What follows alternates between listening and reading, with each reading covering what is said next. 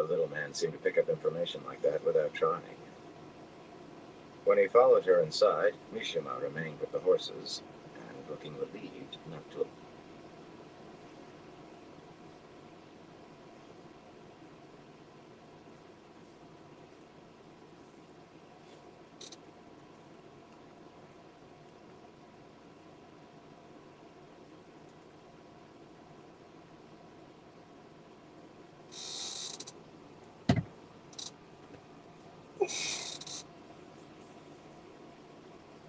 looking relieved not to accompany them.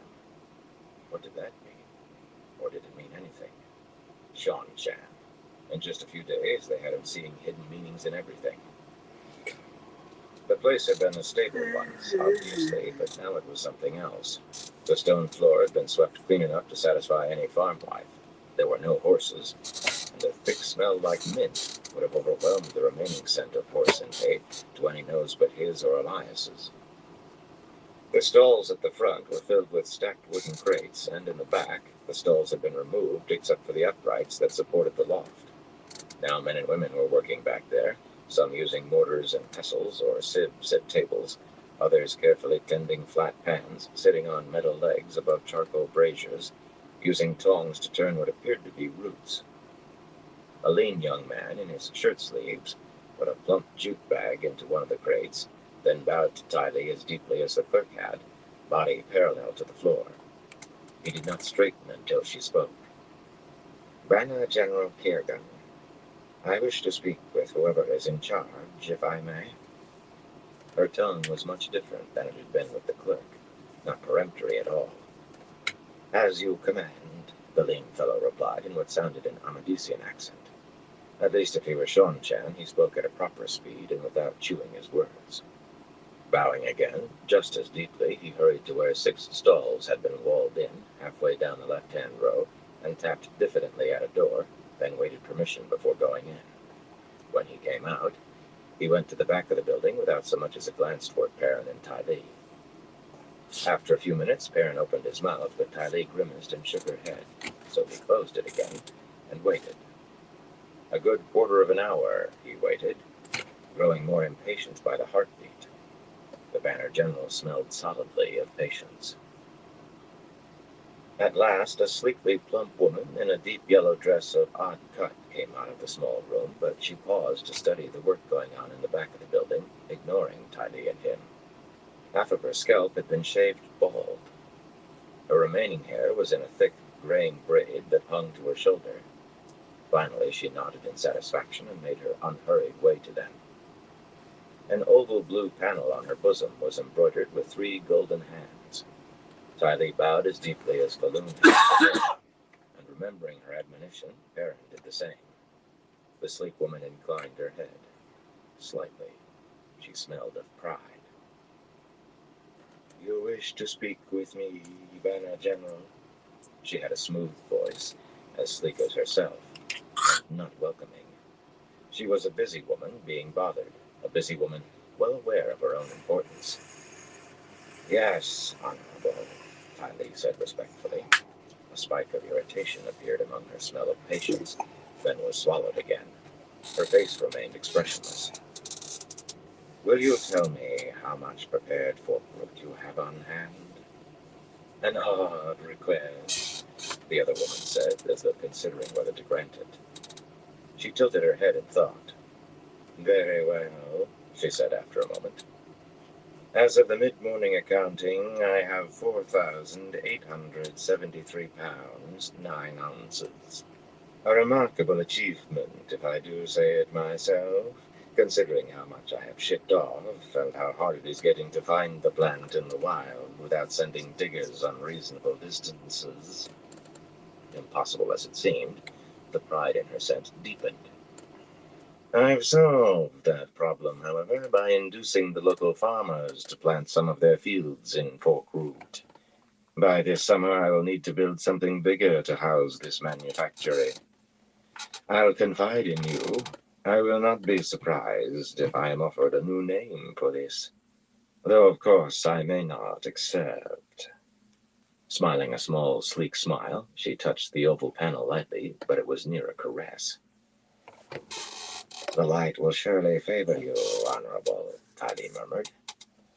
My lord, will you do me the favor of showing your document to the Honorable? That with a bow to Perrin, markedly lower than the one she had offered the Honorable. The sleek woman's eyebrows twitched.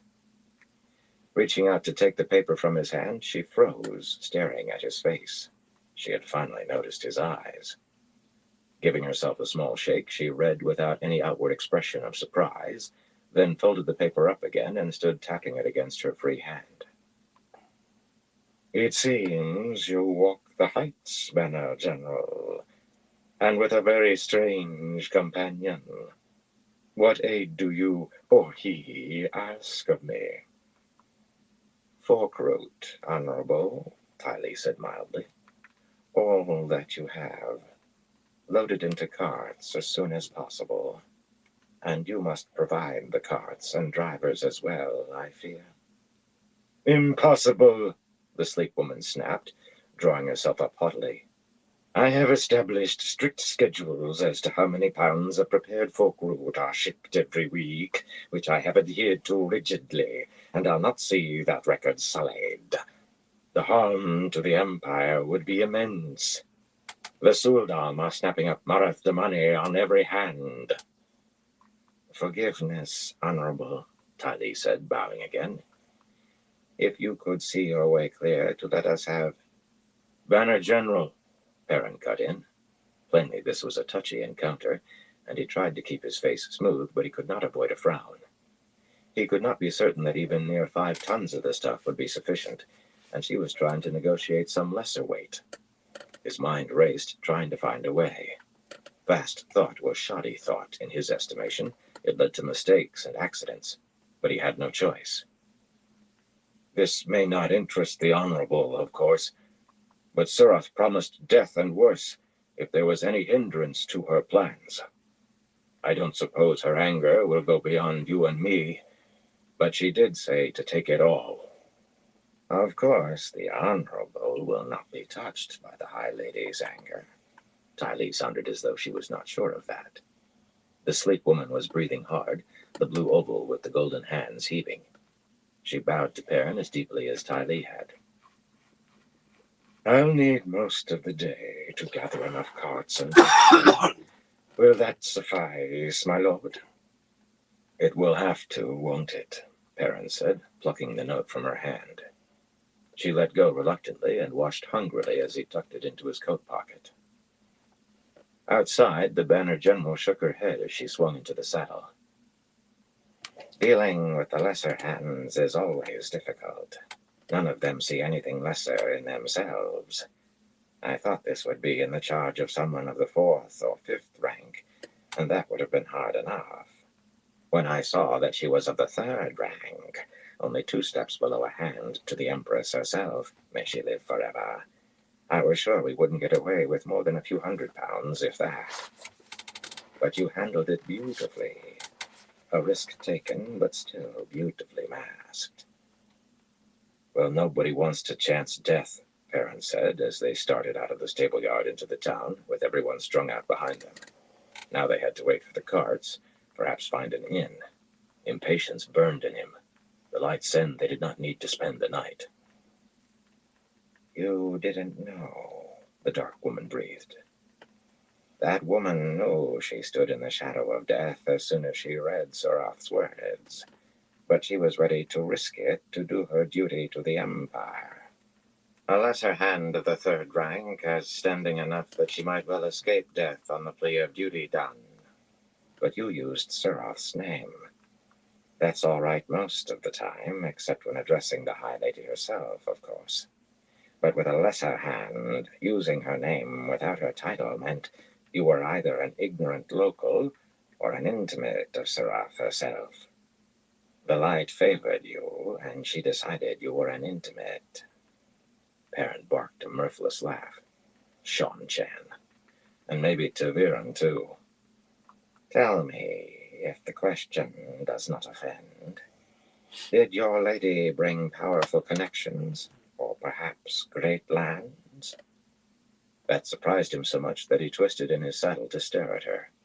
Something hit his chest hard, sliced a line of fire across his chest, punched his arm. Behind him, a horse squealed in pain. Stunned, he stared down at the arrow sticking through his left arm. Mishima, the banner general snapped, pointing. That 4-story building with a thatched roof, between 2 slate roofs. I saw movement on the rooftop. Shouting a command to follow, Mishima galloped off down the crowded street with 6 of the Shanshan lancers, horseshoes ringing on the paving stones. People leapt out of their way. Others stared. No one in the street seemed to realize what had happened. 2 of the other lancers were out of their saddles, tending the trembling mount of one that had an arrow jutting from its shoulder. Perrin fingered a broken button, hanging by a thread. The silk of his coat was slashed from the button across his chest. Blood oozed, dampening his shirt, trickled down his arm. Had he not twisted just at that moment, that arrow would have been through his heart instead of his arm. Maybe the other would have hit him as well, but the one would have done the job. A 2 Rivers shaft would not have been deflected so easily. Cairhienin and Tyrans crowded around him as he dismounted, all of them trying to help him, which he did not need. He drew his belt knife, but Kamail took it from him and deftly scored the shaft so she could break it cleanly just above his arm. That sent a jolt of pain down his arm. She did not seem to mind getting blood on her fingers, just plucking a lace-edged handkerchief from her sleeve, a paler green than usual for Cairhienin, and wiping them, then examined the end of the shaft sticking out of his arm to make sure there were no splinters. The banner general was down off her bay, too, and frowning. My eyes are lowered that you have been injured, my lord. I'd heard that there had been an increase in crime of late. Arsons, robbers killing when there was no need, murders done for no reason anyone knows. I should have protected you better. Grit your teeth, my lord, Barmanis said, tying a length of leather cord just above the arrowhead. Are you ready, my lord? Perrin tightened his jaw and nodded, and Barmanis jerked the blood-stained shaft free. Perrin stifled a groan. Your eyes aren't lowered, he said hoarsely, whatever that meant. It did not sound good, the way she said it. Nobody asked you to wrap me in swaddling. I certainly never did. Nield pushed through the crowd surrounding Perrin, his hands already raised, but Perrin waved him away. Not here, man. People can see. Folk in the street had finally noticed and were gathering to watch, murmuring excitedly to one another. He can heal this so you'd never know I was hurt, he explained, flexing his arm experimentally. He winced. That had been a bad idea. You'd let him use the one power on you? Tylee said disbelievingly. To be rid of a hole in my arm and a slice across my chest? As soon as we're somewhere half the town isn't staring at us, wouldn't you? She shivered and made that peculiar gesture again. He was going to have to ask her what that meant. Mishima joined them, leading his horse and looking grave. 2 men fell from that roof with bows and quivers, he said quietly. But it wasn't that fall that killed them. They hit the pavement hard, yet there was hardly any blood. I think they took poison when they saw they'd failed to kill you. That doesn't make any sense, Perrin muttered. If men will kill themselves rather than report failure, Tylee said gravely, it means you have a powerful enemy. A powerful enemy? Very likely Mishima would like to see him dead, but there was no way Mishima's reach could extend this far. Any enemies I have are far away and don't know where I am. Tylee and Mishima agreed that he must know about that, but they looked doubtful. Then again, there were always the Forsaken. Some of them had tried to kill him before. Others had tried to use him. He did not think he was going to bring the Forsaken into the discussion. His arm was throbbing, the cut on his chest, too. Let's find an inn where I can hire a room. 51 knots. How many more? Light. How many more? Chapter 13. Siege. Push them, Elaine shouted. Fireheart tried to dance, impatient at being crowded in a narrow cobblestone street with other horses and women afoot, but she steadied the black gelding with a firm hand. Birgitta had insisted she remain well back. Insisted, as if she were a brainless fool. "Push them, burn you!" None of the hundreds of men on the wide guard walk atop the city wall, white streaked grey stone rearing 50 feet, paid her any heed, of course. It was doubtful they heard her. Amid shouts of their own, curses and screams, the clash of steel rang over the broad street that ran alongside the wall beneath the noonday sun, suspended in a rare, cloudless sky, as those men sweated and killed one another with sword or spear or halberd. The melee spanned 200 paces of the wall, enveloping 3 of the high, round towers where the white line of Andor flew, and threatening 2 more, though all still seemed secure, thank the light. Men stabbed and hacked and thrust, no one getting ground or quarter that she could see. Red-coated crossbowmen atop the towers did their share of killing, but once fired, a crossbow required time to ready for another shot, and they were too few to turn the tide in any case. They were the only guardsmen up there. The rest were mercenaries, save Birgitta. This near, the bond let Elaine's eye find her warder easily, intricate golden braids swaying as she shouted encouragement to her soldiers, pointing her bow to where reinforcement was needed. In her short, white-collared red coat and wide sky-blue trousers tucked into her boots, she alone atop the wall wore no armor of any sort. She had insisted Elaine don plain gray in the hope of avoiding notice, and any effort to capture or kill her. Some of the men up there had crossbows or short bows slung on their backs, and for those not in the forefront and engaged, 50 paces made an easy shot. But the 4 golden knots of rank on her own shoulder would make Birgitta the target of any of Amarilla's men with eyes. At least she was not actually mingling in the press. At least she...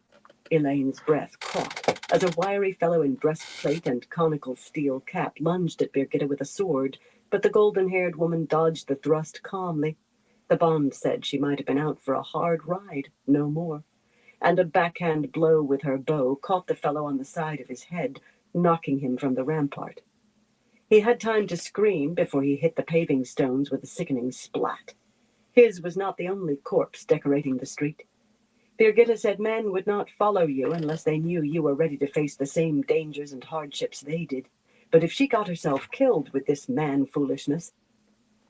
Elaine did not realize she had heeled Fireheart forward until Casella seized her bridle. "I am not an idiot guardswoman, Lieutenant," she said frigidly. "I have no intention of going closer until it is safe." The Arafellan woman jerked her hand back, her face becoming very still behind the face bars of her burnished conical helmet. Instantly, Elaine felt sorry for the outburst. Casella was just doing her job, but she still felt coldly angry, too. She would not apologize. Shame surged as she recognized the sulkiness of her own thoughts. Blood and bloody ashes, but there were times she wanted to slap Rand for planting these babes in her. These days, she could not be certain from one moment to the next which way her emotions would leap. Leap they did, however. "If this is what happens to you when you get with child," Aviendha said, adjusting the dark shawl looped over her arms, "I think I will never have any." The high-cantled saddle of her dun pushed her bulky Aiel skirts high enough to bear her stockinged legs to the knee, but she showed no discomfort at the display. With the mare standing still, she looked quite at home on a horse. But then Magin, Daisy in the old tongue, was a gentle, placid animal tending to stoutness. Luckily, Aviendha was too ignorant of horses to realize that. Muffled laughter pulled Elaine's head around. The women of her bodyguard, all 21 of them assigned this morning, counting Casella, in polished helmets and breastplates, wore smooth faces. Much too smooth, in fact. Without doubt, they were laughing inside. But the 4 kinswomen standing behind them had hands over their mouths and their heads together. Elise, a pleasant-faced woman normally, with touches of gray in her hair, saw her looking, well, glaring, and rolled her eyes ostentatiously, which set the others off in another round of laughter. Kaiden, a plumply pretty Damani, laughed so hard she had to hold on to Kumiko, though the stout graying woman seemed to be having her own difficulties. Irritation stabbed at Elaine. Not at the laughter. All right, a little at the laughter, and certainly not at the kinswomen. Not very much, at least. They were invaluable. This fight on the wall was not Aramilla's first assault in recent weeks by far. In truth, the frequency was increasing, with 3 or 4 attacks coming some days now. She knew very well that Elaine had insufficient soldiers to hold 6 leagues of wall. Burn her! Elaine was all too aware that she could not even spare trained hands to fit hoardings to all those miles of wall and towers. Untrained hands would only bungle the work. All Aramilla needed was to get enough men across to seize a gate. Then she could bring the battle into the city, where Elaine would be badly outnumbered. The population might rise in her favor, no certain thing, yet that only meant adding to the slaughter. Apprentices and grooms and shopkeepers fighting trained armsmen and mercenaries. Whoever sat on the lion throne then, and very likely that would not be Elaine Trakand, it would be stained red with the blood of Camelin. So apart from holding the gates and leaving watchmen on the towers, she had pulled all of her soldiers back into the inner city, close to the royal palace, and stationed men with looking glasses in the tallest spires of the palace. Whenever a watchman signaled an attack forward, native kinswomen made gateways to carry soldiers to the spot. They took no part in the fight, of course. She would not have allowed them to use the power as a weapon, even had they been willing. So far it had worked, though often by a hair. Low Camelin, outside the walls, was a warren of houses, shops, inns, and warehouses that allowed men too close before they were seen. 3 times her soldiers had been forced to fight on the ground inside the wall and to retake at least 1 wall tower. Bloody work, that. She would have burned Low Camelin to the ground to deny Aramilla's people cover, except that the fire might easily spread inside the walls and spawn a conflagration, spring rains or no spring rains. As it was, every night saw arsons inside the city, and containing those was difficult enough. Besides, people lived in those houses despite the siege, and she did not want to be remembered as the one who had destroyed their homes and livelihoods. No, what nettled her was that she had not thought of using the kin that way earlier. If she had, she would not be saddled with sea folk still, not to mention a bargain that gave up a square mile of Andor. Light! A square mile! Her mother had never given up 1 inch of Andor. Burn her! This siege hardly gave her time to mourn her mother. Her old nursemaid. Ravine had murdered her mother, and likely Lini had died trying to protect her. White-haired and thin with age, Lini would not have backed down even for one of the Forsaken. But thinking of Lini made her hear the woman's reedy voice. "You can't put honey back in the comb, child." What was done, and she had to live with it. "That's it, then," Casella said. "They're making for the ladders." It was true. All along the wall, Elaine's soldiers were pushing forward, Aramilla's falling back, climbing through the crenels where their ladders were propped. Men still died on the rampart, but the fight was ending. Elaine surprised herself by digging her heels into Fireheart's flanks. No one was quick enough to catch her this time. Pursued by shouts, she galloped across the street and flung herself out of the saddle at the base of the nearest tower before the gelding was fully halted. Pushing open the heavy door, she gathered her divided skirts and raced up the Widdershin's spiraling stairs, past large niches where clutches of armored men stared in amazement as she darted by. These towers were made to be defended against attackers trying to make their way down and into the city. At last, the stairs opened into a large room where stairs on the other side spiraled upward in the opposite direction. 20 men in mismatched helmets and breastplates were taking their ease, tossing dice, sitting against the wall, talking and laughing, as if there were no dead men beyond the room's 2 iron-strap doors. Whatever they were doing, they stopped to gape when she appeared. My lady, I wouldn't do that," a rough voice said as she laid hands on the iron bar across one of the doors. Ignoring the man, she turned the bar on its pivot pin and pushed the door open. A hand caught at her skirt, but she pulled free. None of Aramilla's men remained on the wall, none standing, at least. Dozens of men lay on the blood-streaked guard walk, some still, others groaning. Any number of those might belong to Aramilla, but the ringing of steel had vanished. Most of the mercenaries were tending the wounded, or just squatting on their heels to catch their breath. Shake them off and pull up the bloody ladders, Birgitta shouted. Loosing an arrow into the mass of men trying to flee down the dirt-paved, low Camelin street below the wall, she knocked another and fired again. Make them build more if they want to come again. Some of the mercenaries leaned through crenels to obey, but only a handful. I knew I shouldn't have let you come along today, she went on, still loosing shafts as fast as she could knock and draw. Crossbow bolts from the tower tops struck down men below as well, but tile-roofed warehouses offered shelter here for any who could get inside. It took a moment for Elaine to realize that last comment had been directed at her, and her face heated. And how would you have stopped me? She demanded, drawing herself up. Quiver empty, Birgitta lowered her bow and turned with a scowl. By tying you up and having her sit on you, she said, nodding toward Avienda, who was striding out of the tower. The glow of Saidar surrounded her, yet her horn-hilted belt knife was in her fist. Kassela and the rest of the guardswomen spilled out behind her, swords in hand and faces grim. Seeing Elaine unharmed changed their expressions not a whit.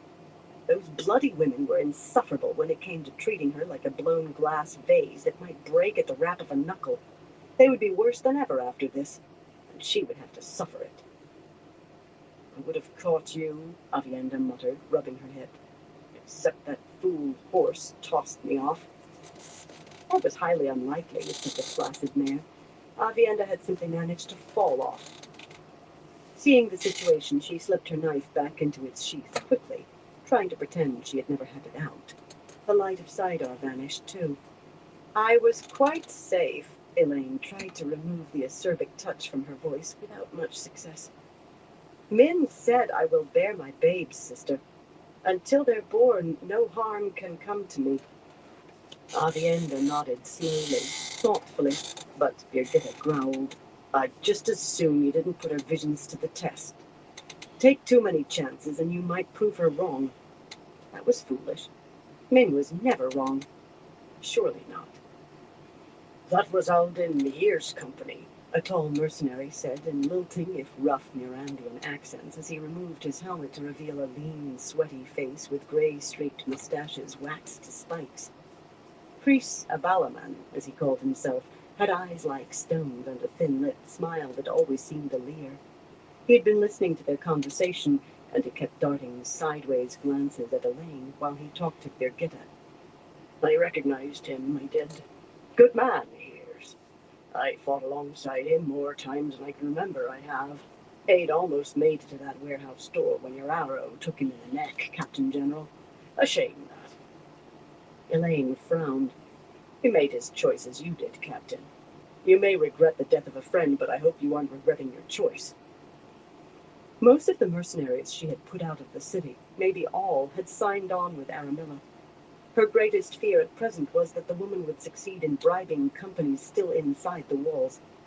None of the mercenary captains had reported anything, but Mistress Harfor said approaches had been made, including an approach to Abalaman. The Mirandian favored her with his leer and a formal bow, flourishing a cloak he was not wearing. Oh, I fought against him as often as with, my lady. I'd have killed him, or he'd have killed me, had we come face to face this fine day. More acquaintance than friend, you see. And I'd much rather take gold to defend a wall like this than to attack it. I notice some of your men have crossbows on their backs, Captain, but I didn't see any using them. Not the mercenary way, Birgitta said dryly. Irritation floated in the bond, though whether with Abalaman or Elaine, there was no way to know. The sensation vanished quickly. Birgitta had learned to master her emotions once they discovered how she and Elaine mirrored one another through the bond.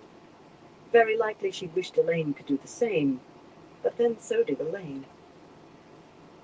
Abalaman rested his helmet on his hip. You see, my lady, the way of it is, if you press a man too hard when he's trying to get off the field, attempting to ride him down and the like, well, the next time it's you trying to get off the field, he might return the favor. After all, if a man's leaving the field, then he's out of the fight now, isn't he? Until he comes back tomorrow, Elaine snapped. The next time I want to see those crossbows put to work. As you say, my lady. Abalaman said stiffly, making an equally stiff bow. If you'll pardon me, I must be seeing to my man. He stalked off without waiting on her pardon, shouting to his men to stir their lazy stumps. How far can you take? Elaine asked softly. As far as any mercenary, Birgitta replied just as quietly. If someone offers him enough gold, it becomes a toss of the dice, and not even Matt Coffin could say how they'll land. That was a very odd remark. She wished she knew how Matt was, and dear Tom, and poor little Oliver. Every night she offered prayers that they had escaped the Shonchans safely. There was nothing she could do to help them, though. She had enough on her plate trying to help herself at the moment. Will he obey me about the crossbows? Birgitta shook her head, and Elaine sighed. It was bad to give orders that would not be obeyed. It put people in the habit of disobeying. Moving close, she spoke in a near whisper. You look tired, Birgitta. This was nothing for anyone else's ears.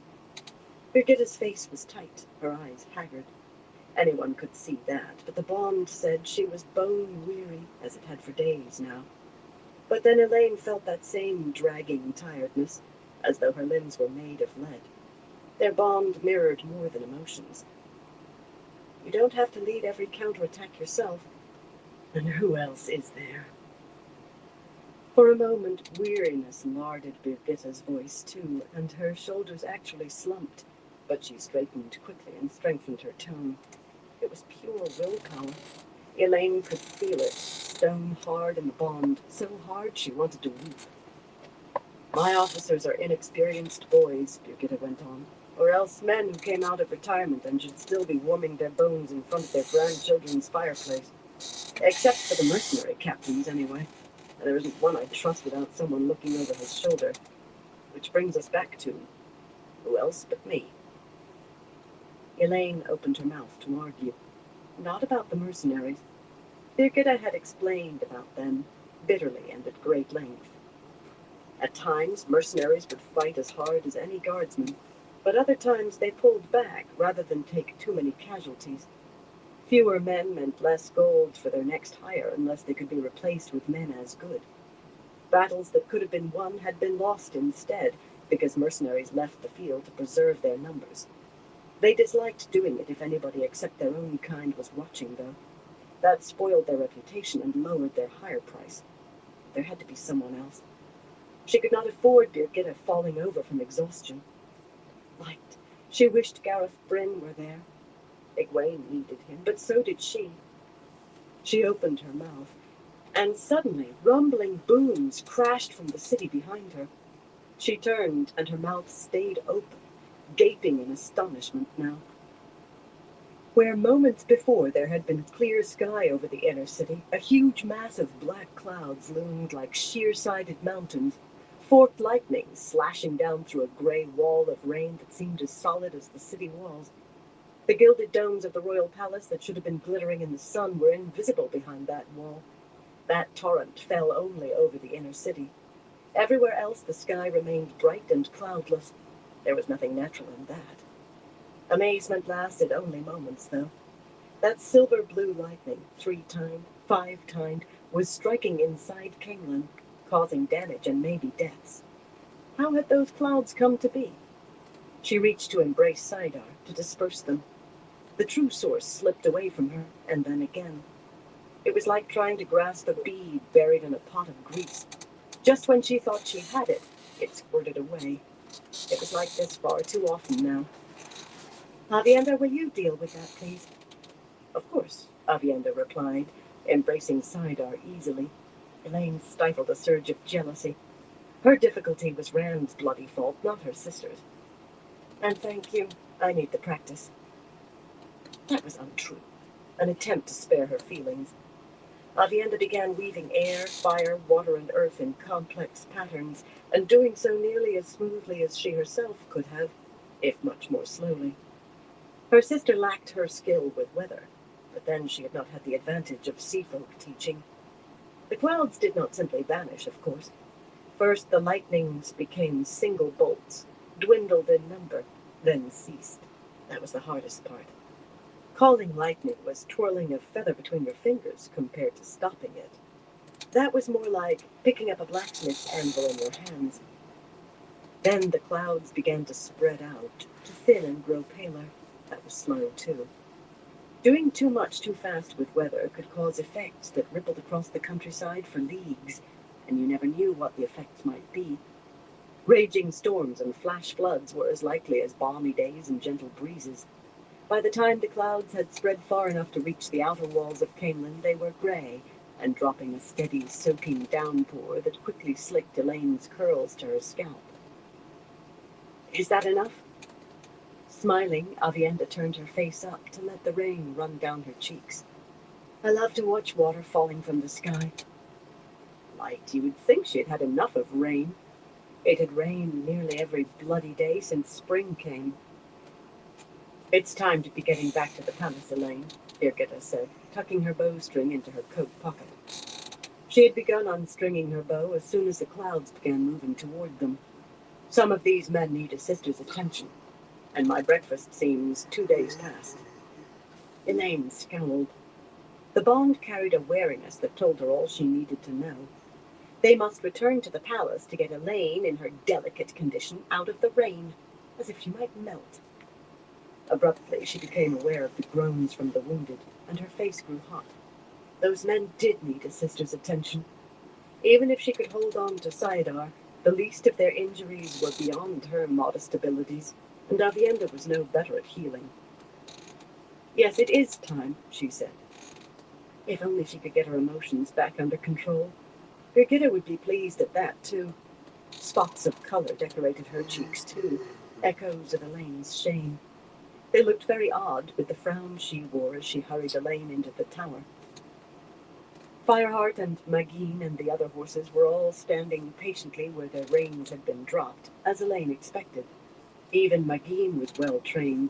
They had the Wall Street utterly to themselves until Elise and the other kin walked out of the narrower way. There was not a cart or wagon to be seen. Every door in sight was tightly shut, every window curtained, though there might well be no one behind any of them. Most people had had sense enough to leave as soon as they caught a glimmering that hundreds of men were about to start swinging swords in their vicinity. One curtain twitched. A woman's face showed for a moment, then vanished. Some others took ghoulish delight in watching. Talking quietly among themselves, the 4 kinswomen took their places where they had opened their gateway some hours earlier. They eyed the corpses in the street and shook their heads, but these were not the first dead men they had seen.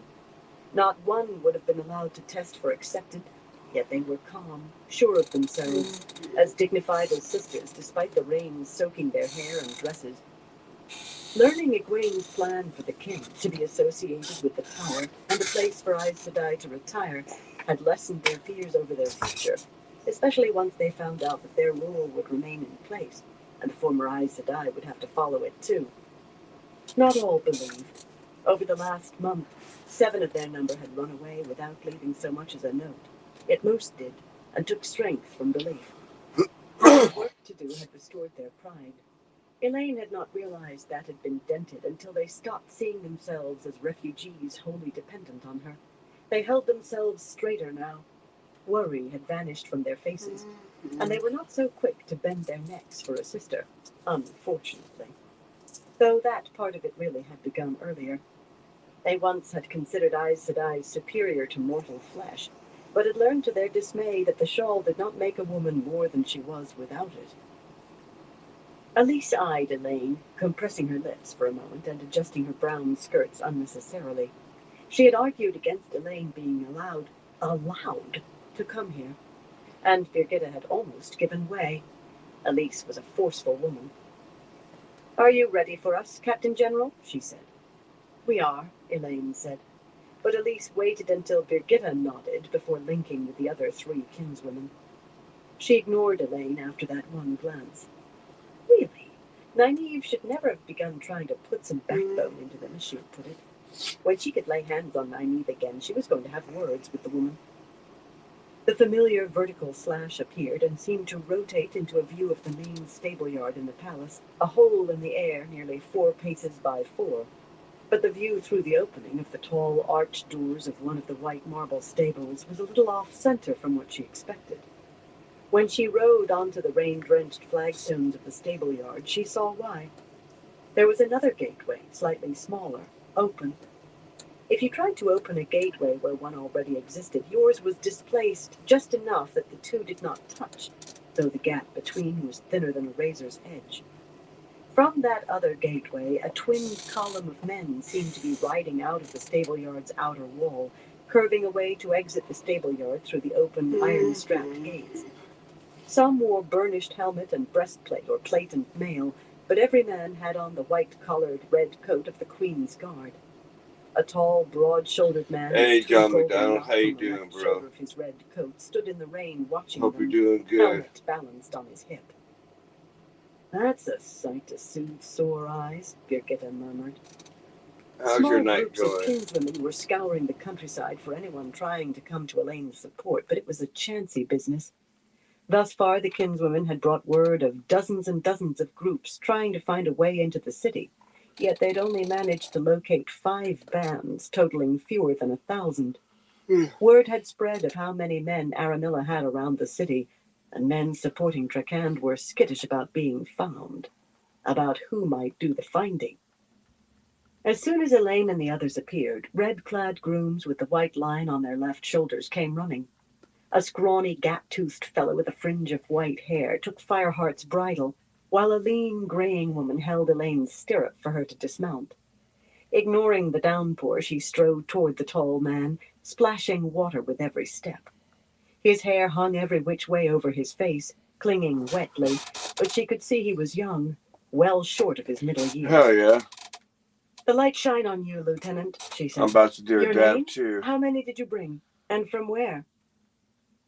Through that smaller opening, she could see a line of horsemen extending out of sight among tall trees. Whenever a pair rode through, another appeared at the far end of the column. She would not have believed that many of the guards remained anywhere. "Charles Guybon, my queen," he replied, sinking to one knee and pressing a gauntleted fist to the I'm gonna get flagstone. this dab ready. "Captain Kindlin in Arungill gave me permission to try Doing dab reaching with Cain. some That was after we learned Lady Nayon and the others had escaped." Elaine laughed. "Stand, man, stand. I'm not queen yet." Arungill? There'd never been so many of the guards there. "As you say, my lady," he said as he regained his feet and made a bow that was more proper for the daughter heir. "Can we continue this inside?" Birgitta put in irritably. Guybon took in her coat with its gold stripes on the cuffs and knots of rank, and offered a salute that she returned with Definitely a quick appreciate you arm stopping across her by, chest. John McDonald. If he was surprised to see a woman as Captain General, he was wise enough not to show it. "I'm soaked to the skin, and so are you, Elaine." Avienda was right behind her, shawl wrapped around her head, and not looking so pleased with rain now that her white blouse clung wetly and her dark skirts hung with water. The guardswomen were leading their horses toward one of the stables, except for the 8 who would remain with Elaine until their replacements arrived. Guybon made no comment on them either.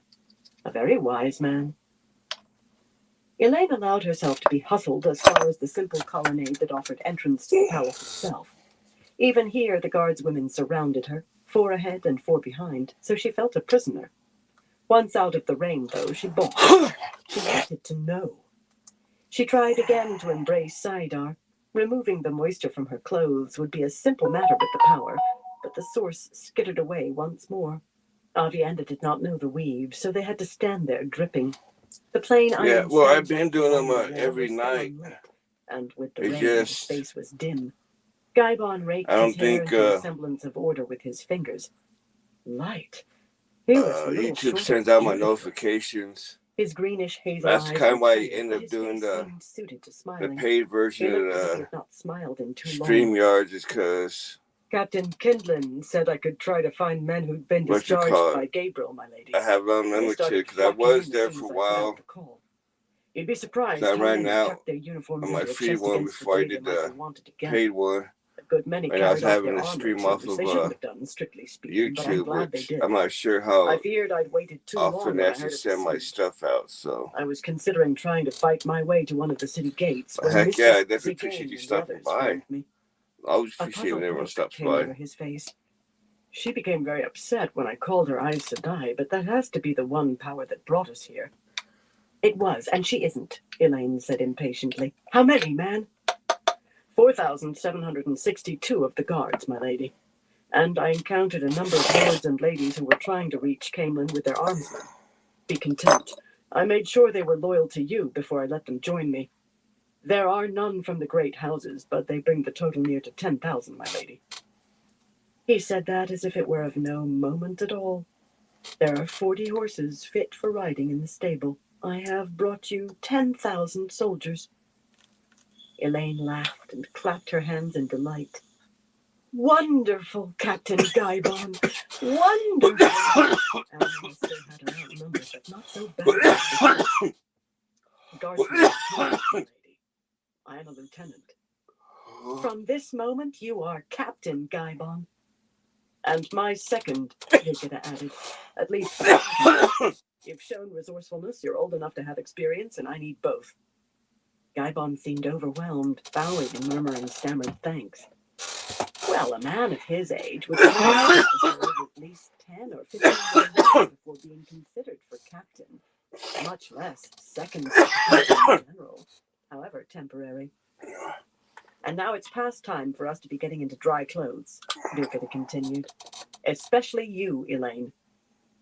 The warder bond carried an implacable firmness that suggested she might try dragging Elaine if she dallied. Temper flared, hot and sharp, but Elaine fought it down. She had nearly doubled the number of her soldiers, and she would not let anything spoil the stay. Besides, she was experienced too. Chapter 14. Wet Things. Inside, the gilded stand lamps were lit, since daylight never penetrated far into the palace, flames flickering on the lamps that lacked glass mantles. The lamps' mirrors provided a good light in the bustling corridor, though, and bustling it was, with liveried servants scurrying in every direction, or sweeping, or mopping.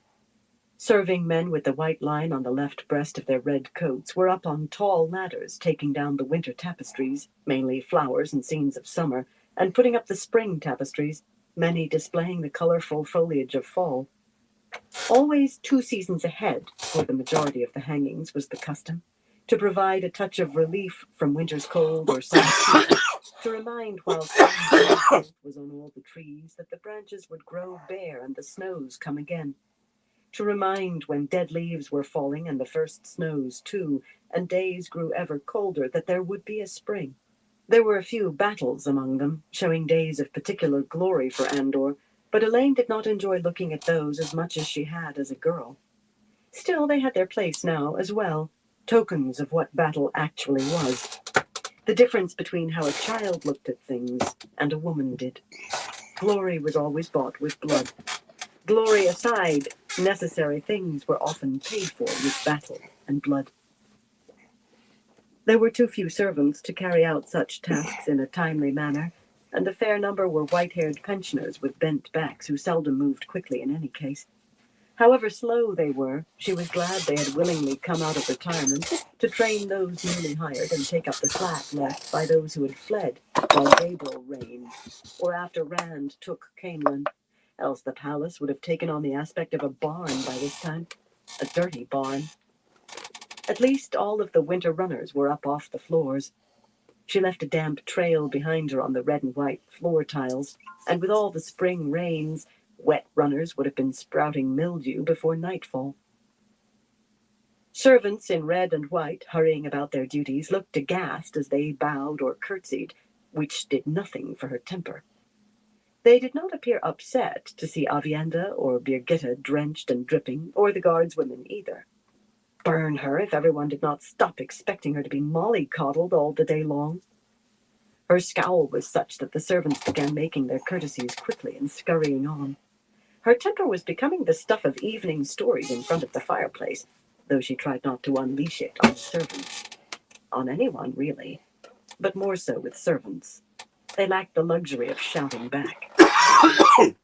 She intended to go straight to her apartments and change, but intentions or no, she turned aside when she saw Rihanna Corley walking in a crossing corridor where the floor tiles were all red. The servants' reactions had nothing to do with it. She was not being stubborn. She was wet, and she wanted dry clothing and a warm towel in the worst way. But seeing the kinswoman was a surprise, and the two women with Rihanna also caught her eye. Birgitta muttered a curse before following her, swishing her bowstave sideways through the air as though thinking of striking someone. The bond carried a blend of long suffering and irritability, soon stifled. Avienda never left Elaine's side, though busily trying to wring water out of her shawl. Despite all the rain she had seen, all the rivers since crossing the spine of the world and the great cisterns beneath the city, Avienda winced at the waste, the water splashing uselessly on the floor. The 8 guardswomen, left behind by her sudden swerve, hurried to catch up, stolid and silent except for the stamp of their boots on the floor tiles. Give anyone a sword and boots and they began stamping. One of the women with Rihanna was Cara Defane, who had been the wise woman or healer of a fishing village on Tomon Head before the Shonshan collared her. Plump and merry-eyed in brown wool with embroidered blue and white flowers, Cara appeared little older than Elaine, though she was nearly 50. The other was named Jalari, a former Damani from Shonshan. Despite everything, the sight of her made Elaine's flesh feel cold. Whatever else could be said of her, the woman was Shonshan after all. Not even Jalari herself knew how old she was, though she appeared just into her middle years. Slight of build, with long, fiery red hair and eyes as green as Avienda's, she and Marilla, the other Shonshan-born Damani who remained in the palace, persisted in maintaining that they still were Damani, that they needed to be collared because of what they could do. Daily walks were one way the kin were trying to accustom them to freedom. Carefully supervised walks, of course. They were always closely watched, day and night. Either might try to free the Suldam otherwise. For that matter, Cara herself was not trusted alone with any of the Suldam, nor was Lamore, a young Tarraboner noble, collared when Tanchico fell. The notion would not come to them on its own, yet there was no saying what either would do if a Suldam ordered her to help the woman escape. The habit of obedience remained strong in Cara and Lamore both. Jalari's eyes widened at the sight of Elaine, and she immediately fell to her knees with a thud. She tried to fold herself into a bundle on the floor, but Cara caught her shoulders and gently urged her back to her feet. Elaine tried not to let her distaste show, and hoped that if it did, everyone would take it for the kneeling and crouching. Some of it was. How could anyone want to be collared? She heard Linny's voice again and shivered. You can't know another woman's reasons until you've worn her dress for a year. Burn her if she had any desire to do that. No need for all that, Cara said. This is what we do. She curtsied, not very gracefully. She had never seen a town larger than a few hundred people before the Shonshan took her. After a moment, the red-haired woman spread her own dark blue skirts more awkwardly still. She almost fell over, in fact, and blushed a bright crimson. Jalari is sorry, she almost whispered, folding her hands at her waist. Her eyes she kept meekly directed at the floor. Jalari will try to remember. Aye, Cara said. Remember what I told you? I call you Jalari, but you call yourself I or me. Try it. And look at me. You can do it. She sounded as though she were encouraging a child.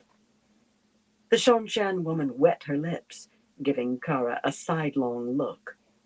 Aye, she said softly, and promptly began weeping, tears rolling down her cheeks faster than she could wipe them away with her fingers. Cara enveloped her in a hug and made soothing noises. She seemed about to cry too. Avienda shifted uncomfortably. It was not the tears. Men or women, Aiel wept unashamed when they felt the need, but for them touching hands was a great display in public.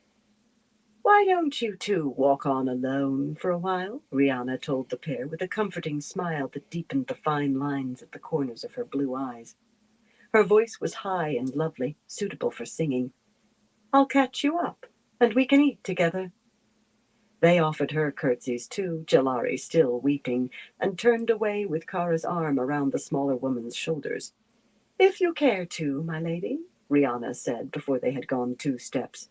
We could talk on the way to your apartments.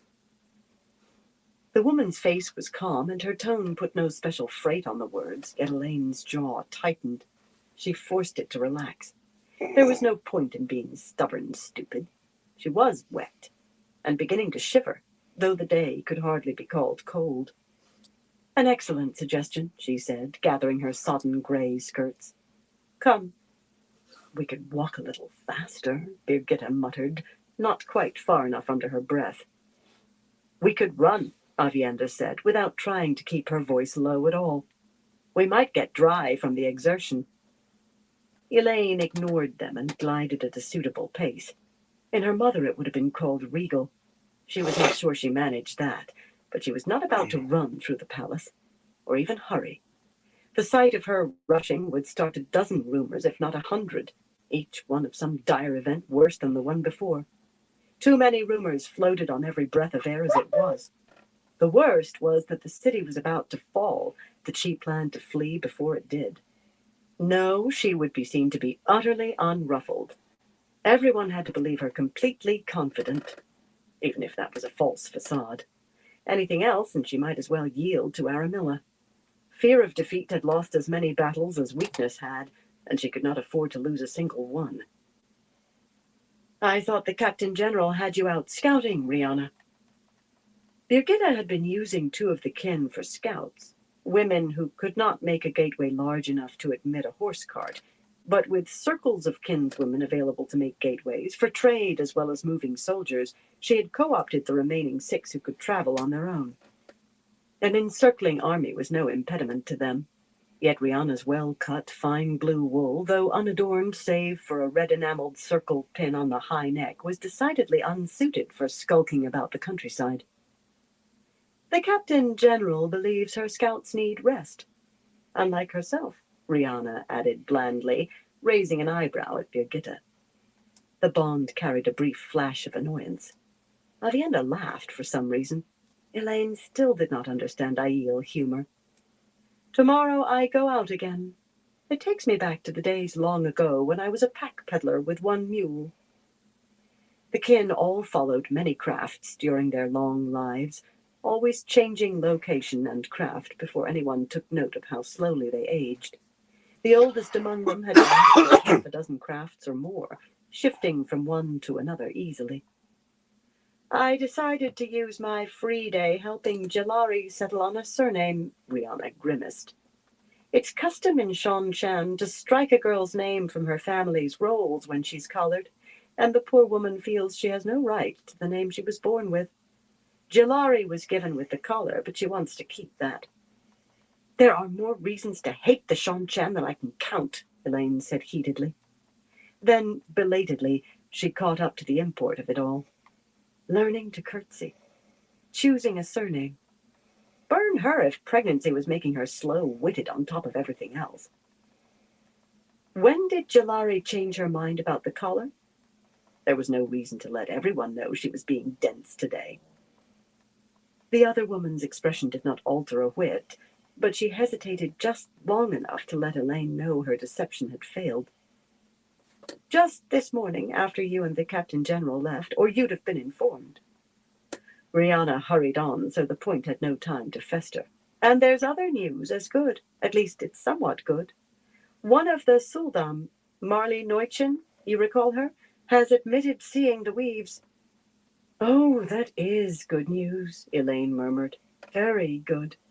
28 more to go, but they might be easier now that one of them is broken.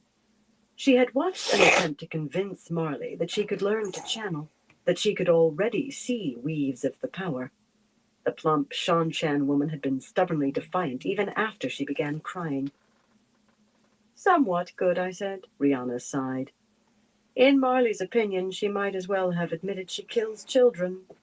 Now she insists that she must be collared.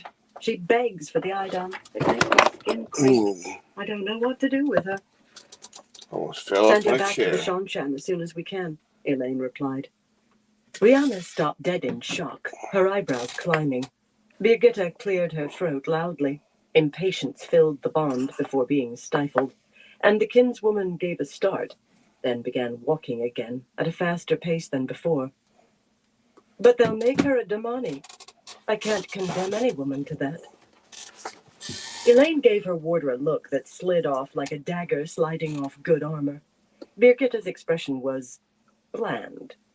To the golden-haired woman, being a warder contained strong elements of older sister, and worse, sometimes mother. I can, she said emphatically, lengthening her own stride.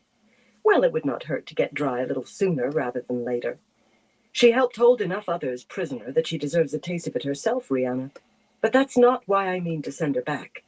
If any of the others wants to stay and learn and make up for what she's done, I certainly won't hand her to the Shanchan. But light's truth, I hope they all feel like Marley. They'll put an Idam on her, Rihanna, but they won't be able to keep secret who she was. Every one-time Suldam I can send the Shanchan to collar will be a mattock digging at their roots. A harsh decision, Rihanna said sadly. She plucked at her skirts in an agitated manner, smoothed them, then plucked at them again. Perhaps you might consider thinking on it for a few days. Surely it isn't anything that has to be done immediately. Elaine gritted her teeth. The woman had as much as implied that she had reached this decision in one of her swinging moods. But had she? It seemed reasonable and logical. They could not keep the Suldam imprisoned forever. Sending those who did not want to be free back to the Shanchan was a way to be rid of them and strike a blow at the Shanchan at the same time. It was more than hatred of any Shanchan. Of course it was. Burn her, but she bloody well hated being unsure whether her own decisions were sound. She could not afford to make unsound decisions. Still, there was no hurry. Better to send back a group, if possible, in any event. There was less chance of someone arranging an accident that way. She did not put that sort of thing past the Shanchan. I will think on it, Rihanna, but I doubt I'll change my mind. Rihanna sighed again, deeply. Eager for her promised return to the White Tower and Novice White, she'd been heard to say she envied Christian and Zarya. She wanted very much to enter the Green Aja, but Elaine had her doubts. Rihanna was kind-hearted, soft-hearted, in fact, and Elaine had never met any Green who could be called soft. Even those who seemed frilly or frail on the surface were cold steel inside. Ahead of them, Van Deen glided from a crossing corridor, slender, white-haired, and graceful in dark gray wool with deep brown trim, and turned in the same direction they were going, apparently without noticing them. She was green and as hard as a hammerhead. Jaime, her warder, walked beside her, head bent in close conversation, now and then raking a hand through his thinning gray hair. Gnarled and lean, his dark green coat hanging loose on him, he was old, but every scrap as hard as she, an old root that could dull axes. Christian and Zarya, both in plain novice white, followed meekly with their hands folded at their waists. The one pale as a Kyrian, the other short and slim-hipped. For runaways who had succeeded in what so few did, remaining free of the White Tower for years, over 300 years in Christian's case, they had resettled into their places as novices with remarkable ease. But then the king's rule was a blending of the rules that governed novices and those that accepted lived by. Perhaps, to them, the white woolen dresses and the loss of freedom to come and go as they chose were the only real change, though the kin regulated that last to some extent. I'm very glad she has those two to occupy her, Rihanna murmured in tones of sympathy. Pained caring shone in her eyes. It's good that she mourns her sister, but I fear she'd be obsessed with Adelius's death without Christian and Zarya. She may be anyway. I believe that dress she's wearing belonged to Adelius. I've tried offering solace. I have experience helping people overcome grief. I've been a village wise woman as well as wearing the red belt in Ebudar many years ago, but she won't give me 2 words. I play fact, Raid 2 on my phone and on my tablet. I got 2 different accounts. And Adelius's flowery perfume as well. At times, Elaine thought Van Deen was trying to become Haven't got on Adelius, to offer up a herself week, in order couple to bring weeks, her but sister back yeah, to life. I've been playing that for But a could you minute. fault someone for being obsessed with finding who had murdered her sister? Oh, it's not going too Not bad. I that more can't than a complain handful too of people much. knew that was what she was doing. Everyone else believed, as Rihanna did, that she was absorbed with teaching Christian and Zarya. That and beginning their punishment for running away. Van Deen was doing both, of course, and with a will, yet it was really just a cover for her true purpose. Elaine reached out without looking and found Avienda's hand waiting to take hers, a comforting grip. She squeezed back, unable to imagine the grief of losing Avienda. They shared a quick glance, and Avienda's eyes mirrored her own feelings. Had she really once thought Aiel faces impassive and unreadable? As you say, Rihanna, she has Christian and Zarya to occupy her. Rihanna was not among the handful who knew the truth. We all mourn in our own way. Van Deen will find solace along her own path. When she found Adelius's murderer, it was to be hoped. If that failed to at least begin assuaging the pain, well, that was to be faced when it must be. Oh, shit. For now, she must allow Van Deen her head, especially Nice. since she had no doubt the Green would I think ignore I any missed that attempts because to I keep rein her getting in. kicked out of That was more than irritating. the It was clowns I'm in just infuriating. because She had to watch Van Deen perhaps I'll space destroying out and herself, I'll be and doing worse, something I'll make use forget of it. to go Having no alternative made that no go less under unpalatable. and do my As daily. Van Deen and her companions turned aside down another hallway, Rena Harfor appeared out of a side corridor right in front of Elaine. A stout, quiet woman with a graying bun atop her head and an air of regal dignity. Her formal scarlet tabard with the white lion of Andor is always looking freshly ironed. Elaine had never seen her with a hair out of place, or looking even slightly the worse for a long day spent overseeing the workings of the palace. And more besides. Her round face appeared puzzled for some reason, but it took on a look of concern at the sight of Elaine. "Why, my lady, you're drenched," she said, sounding shocked as she made her curtsy. Cause You see, need to on get my out of those wet phone, things I'm right away. level. "Thank you, Mistress Harfor," Elaine said through her teeth. Let's see. "I hadn't noticed." She regretted the outburst instantly. The first maid had been as faithful to her as to her mother. But what made matters worse was that I Mistress won't be Harfor able to took her take flare up in stride. my Innocence was tablet blinking. yet, but Elaine Dracan's moods my tablet were I'm no a lot longer higher anything level. to be surprised at. "I will walk with you if I may, my lady," she said calmly, falling in at Elaine's side. A freckled young serving woman carrying a basket of folded bed linens began to offer her courtesies, only a hair more directed at Elaine than the first maid, but Rena made a quick gesture that sent the girl scurrying before she completed bending her knees. Perhaps it was just to keep her from Good update. overhearing. Rena did not stop talking. "3 of the mercenary captains are demanding to meet with you. I put them in the blue reception room and told the servants to keep watch so no small valuables accidentally fall into their pockets. Not that I had to, as it turned out. Cariana Sedai and Saritha Sedai appeared soon after and settled in to keep the captains company. Captain Mellar is with them, too." Elaine frowned. Mellar. She was trying to keep him too busy for mischief, yet he had a way of turning up where and when she least wanted him. For that matter, so did Cariana and Saritha. One of them had to be the Black Ajah killer. Unless it was Marilola, and she was beyond reach, it Nice. seemed.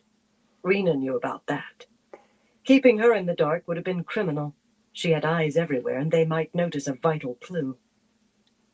"What do the mercenaries want, Mistress Harfor?" "More money is my guess," Birgitta growled, and swung her unstrung bow like a club. "Most likely," Rena agreed, "but they refused to tell me." Her mouth tightened slightly. No more than that, yet it seemed these mercenaries had managed to offend her. If they were stupid enough not to see that she was more than a superior serving woman, then they were very dense indeed. "Has Dialen returned?" Elaine asked, and when Yeah, her on my first maid phone, said not, added, I'm "Then level I will see these mercenaries as 39, soon about as to I've be changed level clothes." 40. She might as well get them out of the way.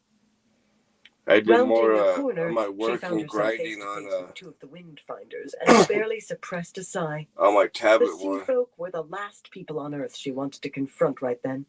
Lean and dark and barefoot in red brocaded silk trousers and a blue brocaded silk blouse with a green sash tied in an elaborate knot. Chanelidin Seren White Shark was aptly named. Elaine had no idea what a white shark looked like. It might well have been a little thing. But Chanella's big eyes were hard enough to belong on a fierce predator, especially when she took in Avienda. There was bad blood there. A tattooed hand raised the gold piercework scent box hanging on a chain about Chanella's neck, and she Right. inhaled the sharp, spicy scent deeply, as though covering some foul odor. Avienda laughed out loud, which made Chanella's full lips grow thin. Thinner, at least. Thin was beyond them. The other was Renila Din Kellen, once wind Yeah, fighter Chris, to the mistress of the ships. show in you blue what little linen bit of champions trousers and I a red got. blouse slashed with blue, tied in a much less intricate knot. Both women wore the long white mourning stoles for Nesta Din Rias, yet Renila must have felt Nesta's death most keenly. She was carrying a carved wooden writing box with a capped ink jar set in one corner, and a sheet of paper with a few scrawled lines clipped to its I top. got. Wings of white in her black hair hid the 6 gold earrings in her ears, much thinner rings than the 8 she had worn before learning of Nesta's fate. And the gold honor chain crossing her dark left cheek looked stark, supporting only the medallion that named her clan. After Seafolk So I don't have custom, that many. Nesta's death had meant starting over for Renila, with no more rank than a woman raised from apprentice on the day she herself had put off her honors. Her face still held dignity, though much subdued, now that she was acting as Chanella's secretary. Nice. I'm on my way, Elaine began, but Chanella cut her off imperiously. What news do you have of Talan and of Marililla? Are you even trying to find them?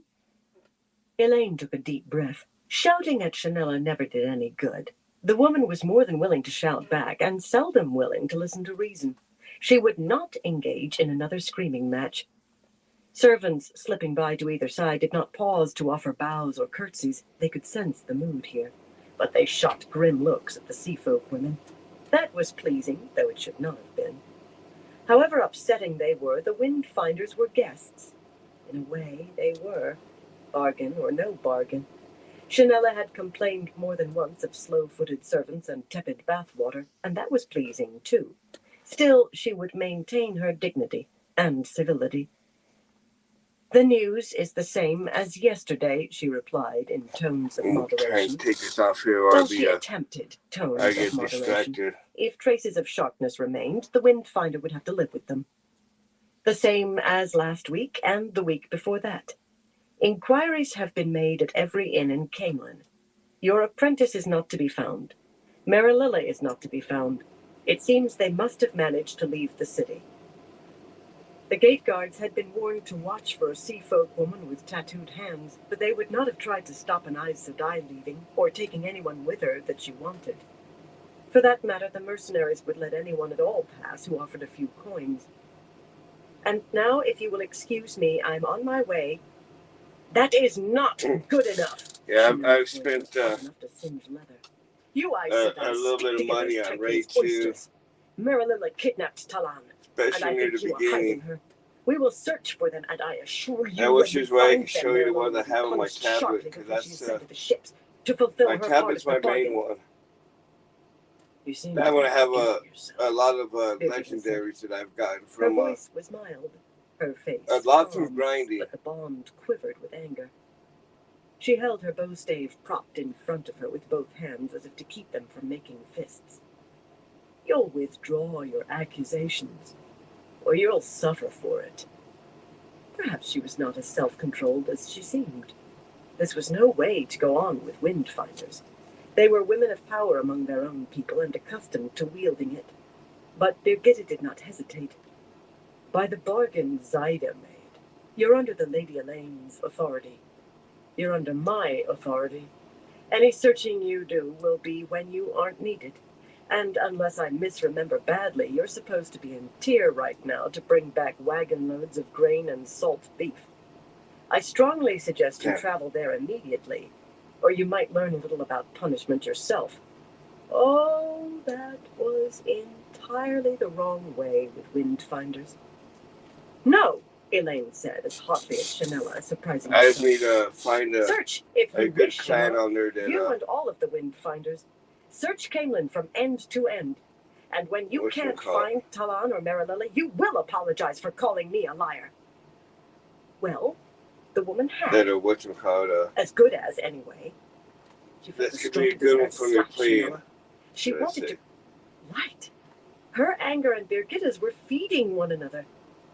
Frantically, she tried to soothe her fury before it burst into open rage, but the only result was a sudden longing to weep that she had to fight just as wildly. Shanilla drew herself up, scowling. Oh yeah, You would claim we have I've been read never pretty fought. much all the We books have in the labored series like bilge girls this past month and more. You will not cast us off without because meeting your side of the the book I bargain. played before this one Renai, was book 10. The Aes Sedai and the Silver Swan are to be If told, you look at my told, past list, mind, it's that in they there. must produce Marililla and Talon or else pay what the White Tower owes themselves. They cannot pay all, but they can make a start. Renila began unscrewing the silver cap of the mason jar. Not a note, Shanilla snapped. Go yourself and tell them now. Tightening the cap, Renila bowed almost parallel to the floor, quickly touching fingertips to her I've read this is one of As my you favorite command, series. she murmured. So Her I've face definitely a read dark it more mask. than once. She did not delay in obeying, setting out at a trot the way she had come, with the writing box tucked under her arm. Still fighting the desire to strike Shanilla and weep at the same time, Elaine winced. This was not the first time the sea folk had gone to the Silver Swan, nor even the second or third, but always before they had gone asking, not demanding. There were 9 sisters resident at the inn at present. The number kept changing as sisters entered the city or left, and rumor said there were other Aes Sedai in the city too, and it worried her that none had appeared at the palace. She had stayed Right, here at that's the the only Swan. problem I She have. knew how Like, much Elida I'm wished not to lay trying to hands on her, spend but not who the sisters money at the on it Swan anymore. supported, or whether they supported anyone. Because the most I spent They it had on been was like, close-mouthed as mussels with watch, I'll Sarita show and you. Let me Cariana. get to it real Yet she had quick. expected some of them to come to the palace, if only to learn what was behind the sea folks' claim. Why were so The many most Aes Sedai I in spent Kenway money when on when I Tar was Valon doing itself it was under siege? She herself was the was first answer that came to mind, and that made her more determined to avoid any this sister thing. she did not personally know to be a supporter of Egwene. But that That's was not what I stop mainly work spent my for money on Bartholomew was for that any one, using the bowl of the winds from spread, and of the price the tower had been committed to pay for that help. Burn her, but that news would be a bloody wagon load of fireworks going off at once when it became general knowledge among Aes Sedai. that one. Worse, 10 wagon loads. Watching Renila trot away, she fought to steady her emotions and tried to bring the tone back to something approaching. Because right now I civility. don't have a clan on my phone She handles her anyways. change in circumstances very well, I think. Shanilla gave a dismissive puff. And well she should. Every windfinder knows she will rise and fall many times before her body is given back to the salt. She twisted to gaze after the other sea folk woman, and a touch of malice entered her voice. She seemed to be speaking to herself. She fell from a greater height than most, and she should not have been surprised to find her landing hard after so many fingers she trod on while she was... Her mouth snapped shut, and she jerked her head around to glare at Elaine, at Birgitta, at Avienda and Rena, even at the guardswomen, daring them to comment. Elaine prudently kept her mouth closed, and the light be thanked, so did everyone else. For her part, she thought she almost had her temper smoothed, the desire to cry suppressed, and she did not want to say anything that might start Shanilla shouting and undo all her work. For that matter, she could not think of anything to say after hearing that. She doubted it was part of that's one custom that to take revenge on I used someone one who for the believed had cheaper misused one. their position above you. I don't It know was not why. human, though. The windfinder stared her up and down, frowning. "You're wet," she said, as though just noticing. "It is very bad to be wet for long in your condition. You should change your clothes right away." Elaine threw back her head and screamed as loudly as she could, a howl of pure outrage and fury. She screamed until her lungs were empty, leaving her panting. In the silence that followed, everyone stared at her in amazement. Almost everyone. Avienda began laughing so hard she had to lean against a tapestry of mounted In the hunters series, confronting yeah, a leopard with it's his tail. She had one uh, arm pressed across the middle as if her and the other guy, the bomb Michael carried Kramer. amusements too. Amusement! Though So they Birgitta's pretty much face do remained the as whole smooth as her series. sister's. "I must travel to Tyr," Shinola said breathily after a moment, and as she turned away, without another word or any gesture toward a courtesy. Rena and Rihanna offered curtsies, neither quite meeting Elaine's eye, and pled duties before hurrying off. Elaine stared at Birgitta and Avienda in turn. If one of you says a single word, she said warningly. Birgitta put on such an expression of innocence that it was palpably false, and the bond carried such mirth that Elaine found herself fighting the urge to laugh. Avienda only laughed the harder. Gathering her skirts and such dignity as she could summon, Elaine set out for her apartments. If she walked faster than before, well, she did want to get out of these damp clothes. That was the only reason. The only reason. Chapter 15. A different skill. To Elaine's Let me see. fury, a quiet, simmering fury that clenched her jaw. Yeah, my phone's She got lost charging. Let's on the see. way to the apartments. The next one would Those rooms be had been hers since she left the nursery, yet twice she took a turn only to find that it did not lead where she expected. And a sweeping flight of marble-railed stairs took her in entirely the wrong direction. Path to Daggers Her was book Now 8. being with child was fuzzing her The wits next book completely. would be She could feel The puzzlement Gathering and increasing Storm. concern through the bond as she retraced her way, climbed a different set of stairs. Some of the guardswomen murmured uneasily, not quite loudly enough for her to make out the words, until the banner woman in charge, a slim, cool-eyed Saldaean named Devora Zarbayan, silenced them with a sharp word. Even Avienda began looking at her doubtfully. Well, she was not about to have getting lost in the palace flung in her face. Not a word from anybody, she said grimly. Not one, she added when Birgitta opened her mouth anyway. The golden-haired woman snapped her jaws shut and gave a tug at her thick braid, almost the way Nynaeve did. She did not bother to keep disapproval from her face, and the Path to bond Daggers still carried already. puzzlement and worry. Enough that Elaine I've done began all to of them feel up to worried this book. herself. She struggled to fight that off before And she some found other herself books in wringing between. her hands and apologizing. It was that strong. I think I'll try to find my rooms, if I can have just a few words, Birgitta said in a tight voice.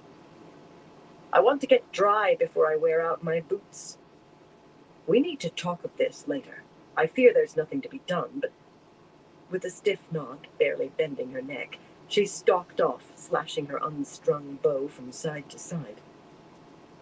Elaine almost called her back.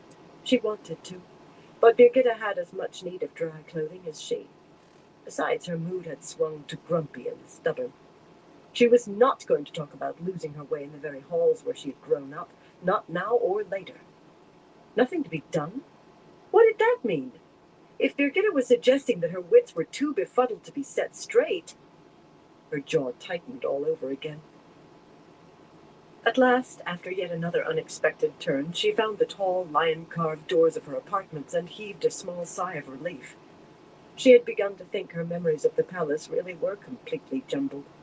A pair of guardswomen, resplendent in broad-brimmed hats with white plumes and lace-edged sashes embroidered with the white lions slanting across their burnished breastplates and more pale lace at their cuffs and necks, stiffened on either side of the doors at her approach.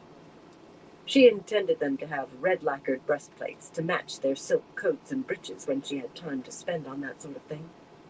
If they were to be so pretty that any assailant would discount them until it was too late, she would make them positively gaudy.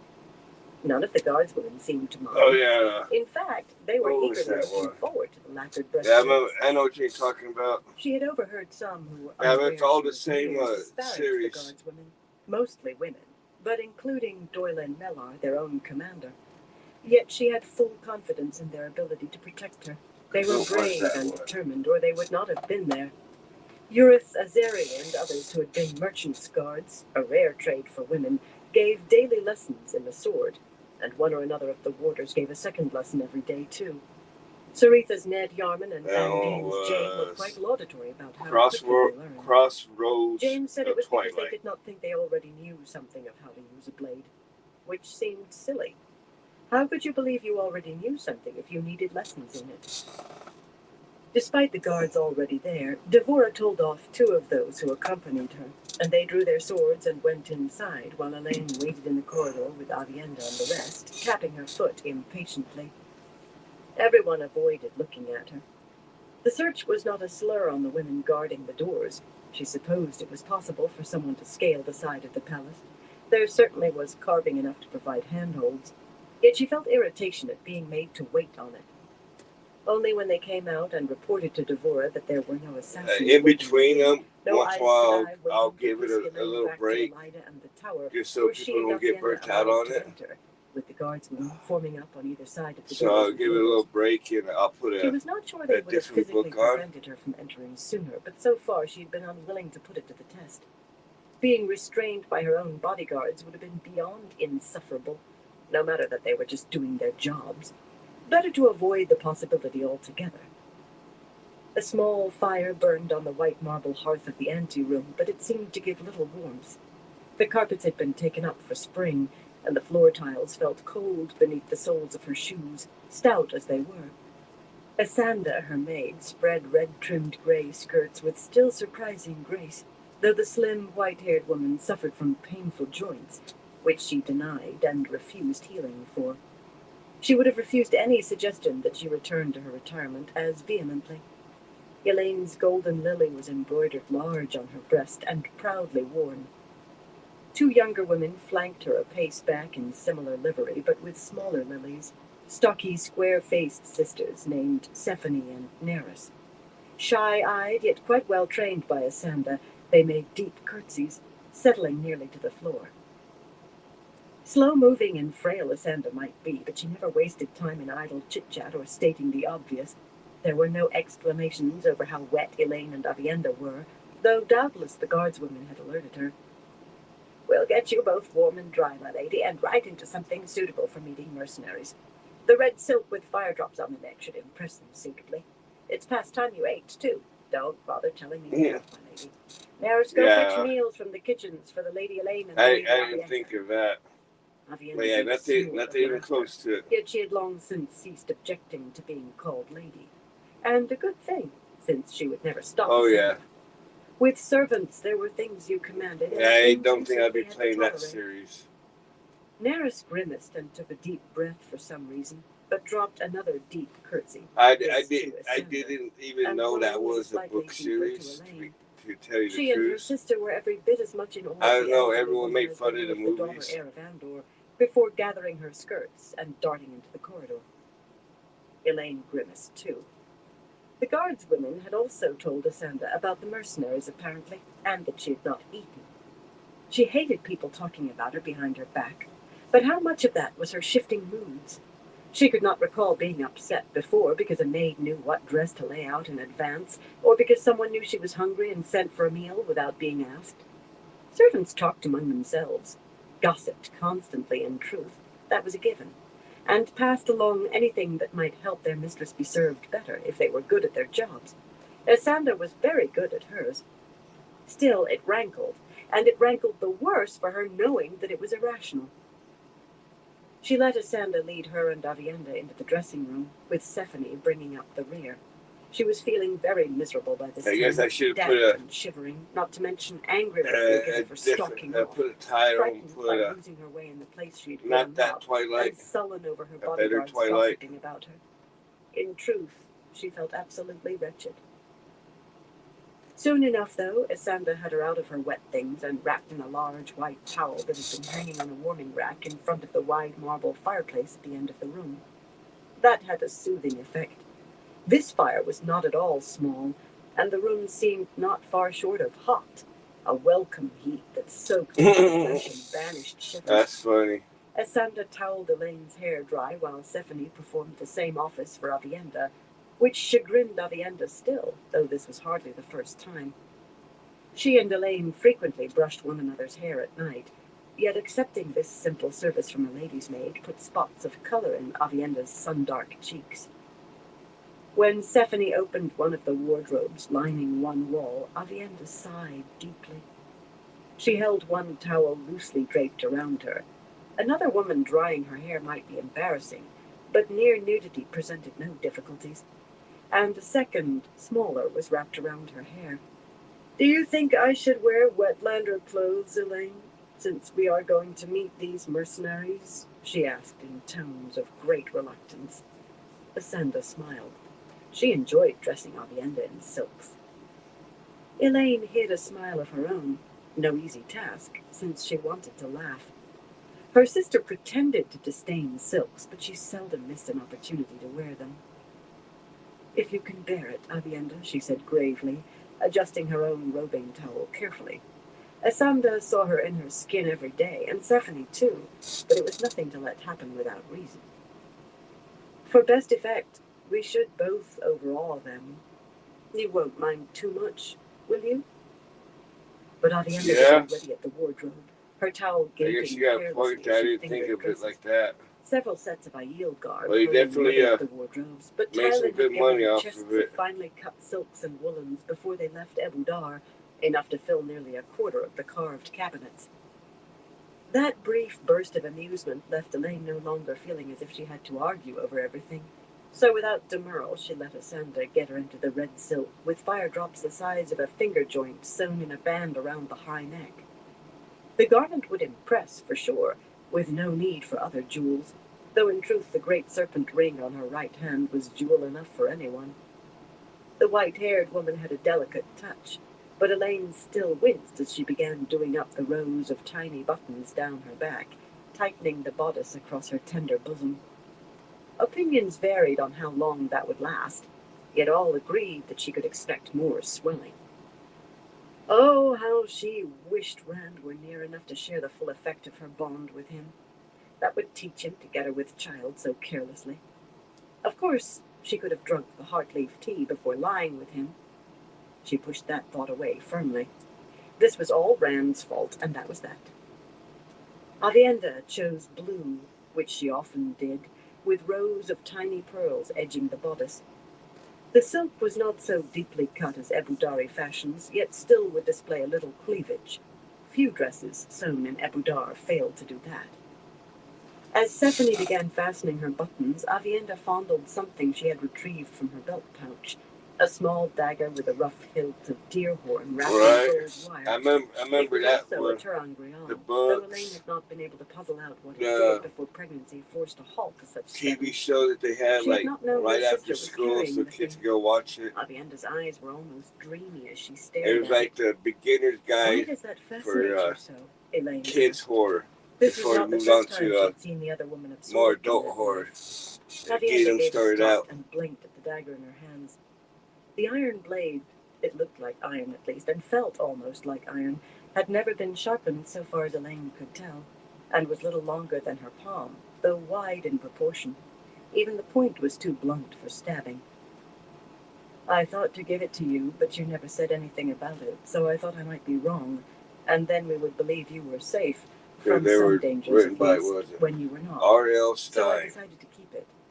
That way, if I'm right, at least I could protect you. And if I am wrong, it does no harm. Elaine shook her towel-wrapped head in confusion. Right about what? What are you talking about? This, Avienda said, holding up the dagger. I think that if you have this in your possession, the shadow cannot see you. Not the eyeless or the shadow-twisted, maybe not even Leaf Blighter. Except that I must be wrong if you did not see it. Stephanie gasped, her hands going still, until Asanda murmured a soft admonition. Asanda had lived too long to be shaken by mere mention of the shadow, or much else for that matter. Elaine stared. She had tried teaching Avienda to make ter'angreal, but her sister possessed not a scrap of facility there. Yet perhaps she had a different skill, maybe even one that could be called a talent. Come with me, she said, and taking Avienda's arm, she almost pulled her out of the dressing room. Asanda followed with a torrent of protest, and Stephanie attempting to continue buttoning up Avienda's dress on the fly.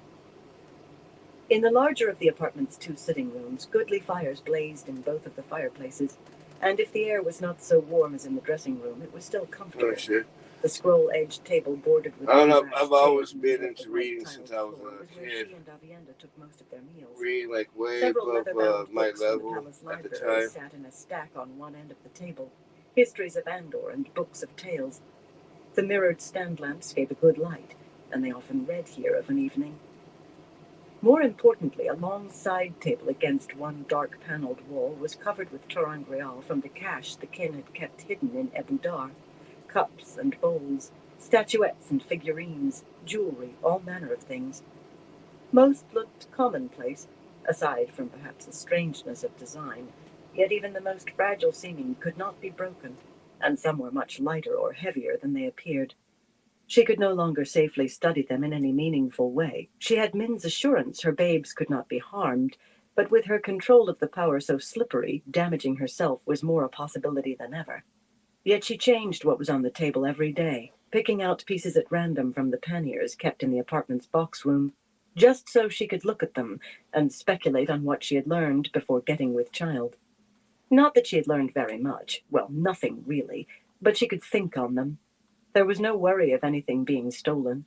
Rena had rooted out most, if not all, of the dishonest among the servants, and the constant guard at the entrance saw to the rest. Mouth tight with disapproval, dressing was done in the dressing room, decently, not out where anyone at all might walk in. Asanda resumed her task with Elaine's buttons. Stephanie, likely as agitated by the older woman's displeasure as anything else, breathed hard as she worked on Avienda's. "Pick out something and tell me what you think it does," Elaine said. Looking and speculating had done no good, as she had not expected it to. Yet if Avienda could somehow tell what a ter'angreal did just by holding it. Jealousy surged up in her, hot and bitter, but she knocked it down, then for good measure jumped up and down on it until it vanished. She would not be jealous of Avienda. Right back. "I'm not sure that I can, Elaine. I only think this knife makes a kind of warding. And I must be wrong or you would know it. You know more of these things than anyone." Elaine's cheeks heated with embarrassment. "I don't know nearly as much as you seem to think. Try, Avienda. I've never heard of anyone being able to read ter'angreal, but if you can, even a little, don't you see how wonderful that would be?" Avienda nodded, but her face held doubt. Hesitantly, she touched a slim black rod, a pace long, and so flexible it could be bent into a circle and spring back, lying in the middle of the table. Touched it and jerked her hand back swiftly, wiping her fingers unconsciously on her skirt. "This causes pain." "Nynaeve told us that," Elaine said impatiently, and Avienda gave her a level look. "Nynaeve Almera did not say you can change how much pain each blow gives." Uncertainty overcame her again at once, though, and her voice became tentative. "At least I think that can be done. I think one blow can feel like 1 or 100. But I'm only guessing, Elaine. It is only what I think." "Keep going," Elaine told her encouragingly. "Maybe we'll find something that makes it certain. What about this?" She picked up an oddly shaped metal cap, covered with strange angular patterns of what seemed to be the most minute engraving. It was much too thin to be of use as a helmet, though it was twice as heavy as it appeared. The metal felt slick, too, not simply smooth, as if it were oiled. Avienda put down the dagger reluctantly and turned the cap over once in her hands before setting it back on the table and taking up the dagger again. "I think that allows you to direct a device of some sort, a machine." She shook her towel-wrapped head. "But I do not know how or what kind of machine. You see, I'm only guessing again." Elaine would not let her stop, though. Ter'angreal after ter'angreal Avienda touched or sometimes held for a moment, and every time she had an answer, delivered hesitantly and with cautions that it was only a surmise, but always an answer. She thought a small hinged box, apparently ivory and covered with rippling red and green stripes, held music, hundreds of tunes, perhaps thousands. With a ter'angreal, that might be possible. After all, a fine music box might have cylinders for as many as 100 tunes, and some could play quite long pieces on one cylinder after another without changing them. A flattish white bowl almost a pace across was for looking at things that were far away, she thought, and a tall vase worked with vines in green and blue vines, would gather water out of the air.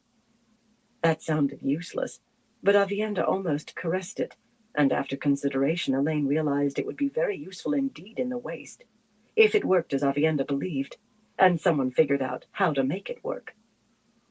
A black and white figurine of a bird with long wings spread in flight was for talking to people a long way off, she said. So was a blue figure of a woman, small enough to fit the palm of her hand, in an oddly cut skirt and coat. And 5 earrings, 6 finger rings, and 3 bracelets. Elaine began to think that Avienda was giving up, offering the same answer every time in hopes that she would stop asking. But then she realized that her sister's voice was becoming more confident rather than less, that the protests that she was only guessing had dwindled, and her guesses were growing in detail. A bent, featureless rod of dull black, as wide as her wrist. It seemed metal, yet one end accommodated itself to any hand that gripped it, made her think of cutting, either metal or stone if they were not too thick. Nothing that could catch fire, though. The apparently glass figure of a man, a foot tall, with his hand raised as if to signal stop, would chase away vermin, which would certainly have been useful, given Camelon's plague of rats and flies. A stone carving the size of her hand, all deep blue curves, it felt like stone at least, though somehow it did not really look carved, was for growing something, not plants. It made her think of holes, only they were not exactly holes, and she did not believe anyone had a channel to make it work. Only sing the right song. Some ter'angreal did not require channeling, but really, singing? Done with Avienda's dress, Stephanie had grown enthralled with the recitation, her eyes getting wider and wider. Esanda listened with interest too, her head tilted to one side, murmuring small exclamations at each new revelation, but she was not bouncing on her toes the way Stephanie was. "What about that one, my lady?" the younger woman blurted when Avienda paused. She pointed to the statuette of a stout, bearded man with a merry smile, holding a book. 2 feet tall, it appeared to be age-darkened bronze, and was certainly heavy enough to be. "Looking at him always makes me want to smile too, my lady." "Me as well, Stephanie Peldon," Avienda said, stroking the bronze man's head. "He holds more than the book, you see. He holds thousands and thousands of books." Abruptly, the light of Sidar enveloped her, and she touched 2 thin flows of fire and earth to the bronze figure. Stephanie squeaked as 2 words in the old tongue appeared in the air above the statuette, as black as if printed with good ink. Some of the letters were shaped a little oddly, but the words were quite clear. Ansoan and Imsoan, floating on nothing. Avienda looked nearly as startled as the maid. "I think we have proof at last," Elaine said more calmly than she felt. Her heart was in her throat and pounding. Lies and truth, the 2 words might be translated. Or in context, perhaps fiction and not fiction would be better. It was proof enough for her. She marked where the flows touched the figure for when she could return to her studies. "But you shouldn't have done that. It isn't safe." The glow around Avienda vanished. "Oh, light!" she exclaimed, flinging her arms around Elaine. "I never thought. I have great tow to you. I never meant to endanger you or your babes. Never." "My babes and I are safe," Elaine laughed, hugging back. "Min's viewing? Her babes were safe, at least, until they were born. So many babes died in their first year. Min had said nothing beyond them being born healthy. Min had said nothing about her not being burned out either, but she had no intention of bringing that up with her sister already feeling guilty. You have no tow to me. It was you I was thinking of. You could have died or burned yourself out." Avienda pulled back enough to look into Elaine's eyes. What she saw there reassured her, for a small smile curved her lips. "I did make it work, though. Perhaps I can take over the study of them. With you to guide me, it should be perfectly safe. We have months before you can do it yourself." "You have no time at all, Avienda," a woman's voice said from the doorway. "We are leaving. I hope you have not grown too used to wearing silk. I see you, Elaine." Avienda leaped away from the embrace, flushing furiously, as 2 Aiel women entered the room, and not just any 2 Aiel. Pale-haired Nadir, As tall as most men and wide with it, was a wise one of considerable authority among the Goshin. And Dorinda, her long red hair touched with white, was the wife of Baal, clan chief of the Goshin, though her true prominence came from being roof mistress of Smoke Springs Hold, the clan's largest hold. It was she who had spoken. "I see you, Dorinda," Elaine said. "I see you, Nadir. Why are you taking Avienda away?" "You said I could stay with Elaine to help guard her back," Avienda protested. "You did, Dorinda." Elaine took her sister's hand in a firm grip, and Avienda squeezed back. "You and the wise ones, too." Gold and ivory bracelets clattered as Dorinda shifted her dark shawl. "How many do you need to guard your back, Elaine?" she asked dryly. "You have perhaps 100 or more dedicated to nothing else, and as hard as Fardar Ismai." A smile deepened the creases at the corners of her eyes. "I think those women outside wanted us to give up our belt knives before letting us in." Nadir touched the horn hilt of her knife, her green eyes holding a fierce light, though it was unlikely the guards had shown any such desire. Even Birgitta, suspicious of everyone when it came to Elaine's safety, could see no danger from the Aiel, and Elaine had accepted certain obligations when she and Avienda adopted one another. Wise ones who had taken part in that ceremony, as Nadir had, could go wherever they wished in the palace, whenever they wished. That was one of the obligations. As for Dorinda, her presence was so commanding, if in a quiet way, that it seemed inconceivable anyone would attempt to bar her way. "Your training has been in abeyance too long, Avienda," Nadir said firmly. "Go and change into proper clothing." "But I am learning so much from Elaine, Nadir. Weaves even you do not know. I think I can make it rain in the Threefold Land. And just now we learned that I can—" "Whatever you may have learned," Nadir cut in sharply, "it seems you have forgotten as much, such as the fact that you are an apprentice still. The power is the least of what a wise one must know, else only those can channel would be wise ones. Now go and change and count your luck that I do not make you return in your skin to face a strapping. The tents are being struck as we speak, and if the clan's departure is delayed, you will face the strap." Without another word, Avienda dropped Elaine's hand and ran from the room, bumping into Neris, who staggered and almost dropped the large cloth-covered tray she was carrying. At a quick gesture from Asanda, Sephane hurried after Avienda. Neris's eyes went wide at the sight of the Aiel women, but Asanda admonished her for taking so long, and directed her to lay out the meal on the table, setting the young maid into hurried motion while muttering apologies under her breath.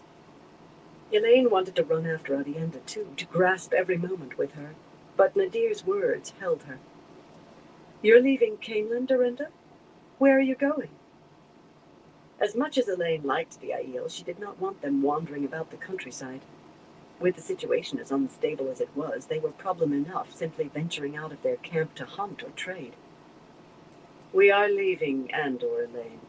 In a few hours we will be far beyond your borders. As to where, you must ask the Karakarn." Nadir had walked over to study what Neris was laying out, and Neris began to tremble so that she nearly dropped more than one dish. "This looks good, but I do not recognize some of these herbs," the wise one said. "Your midwife has approved all of this, Elaine?" "I'll summon a midwife when my time is near, Nadir." "Dorinda, you can't think Rand would want your destination kept from me. What did he say?" Dorinda gave a small shrug. "He sent a messenger, one of the Black Coats, with a letter for Baal. Baal let me read it, of course." Her tone said there had never been any question of her not reading it. "But the Karakarn asked Baal not to tell anyone, so I cannot tell you." "No midwife?" Nadir said incredulously.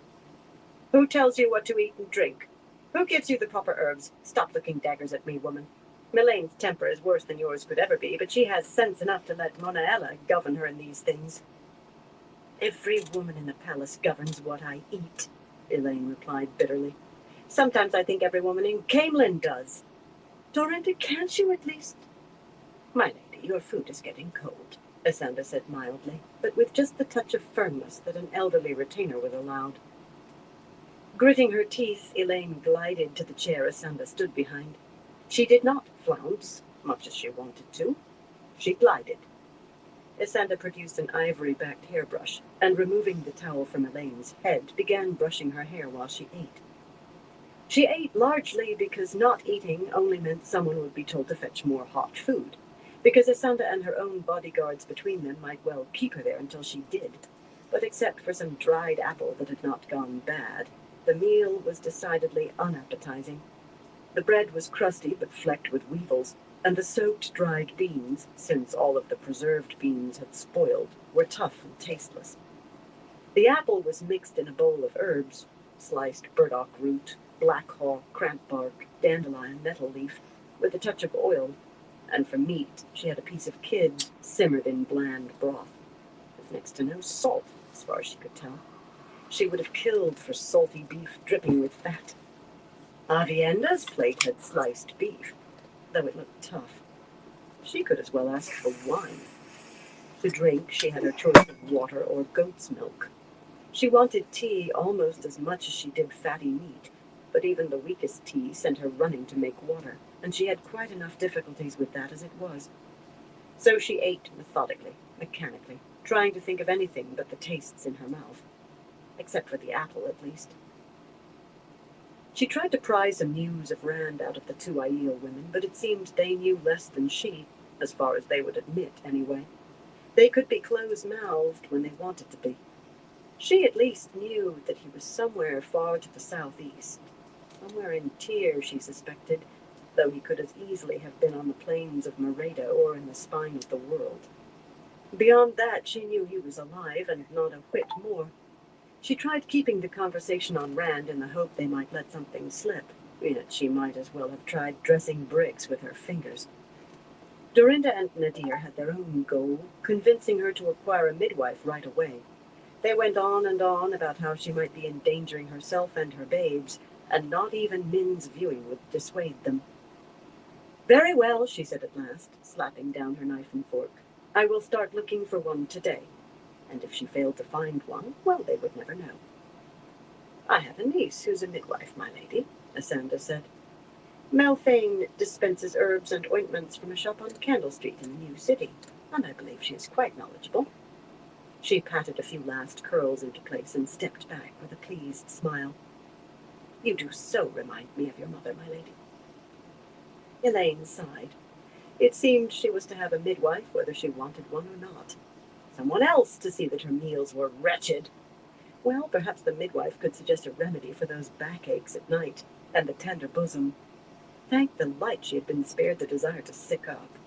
Women who could channel never suffered that part of pregnancy. When Avienda returned, she was in Aiel garb again, with her still damp shawl draped over her arms, a dark scarf tied around her temples to hold back her hair, and a bundle on her back. Unlike the multitudes of bracelets and necklaces Dorinda and Nadir wore, she had a single silver necklace, intricately worked discs in a complex pattern, and one ivory bracelet densely carved with... "Hey, just chilling. How you doing, bro?" She handed Elaine the blunt dagger. "You must keep this so you will be safe. I will try to visit you as often as I can." "There may be time for an occasional visit," Nadir said severely. "But you have fallen behind and must work hard to catch up." "Strange," she mused, shaking her head, "to speak casually of visiting from so far. To cover leagues, hundreds of leagues in a step. Strange things we have learned in the wetlands." "Come, Avienda, we must go," Dorinda said. "Wait," Elaine told them. "Please wait just a moment." Clutching the dagger, she raced to her dressing room. Stephanie paused in hanging up Avienda's blue dress to curtsy, but Elaine ignored her and opened the carved lid of her ivory jewelry chest. Sitting atop the necklaces and bracelets and pins in their compartments were a brooch load dab up real quick. Amber, and a seated woman, wrapped in her own hair, apparently carved from age-darkened ivory. Both were Angréon.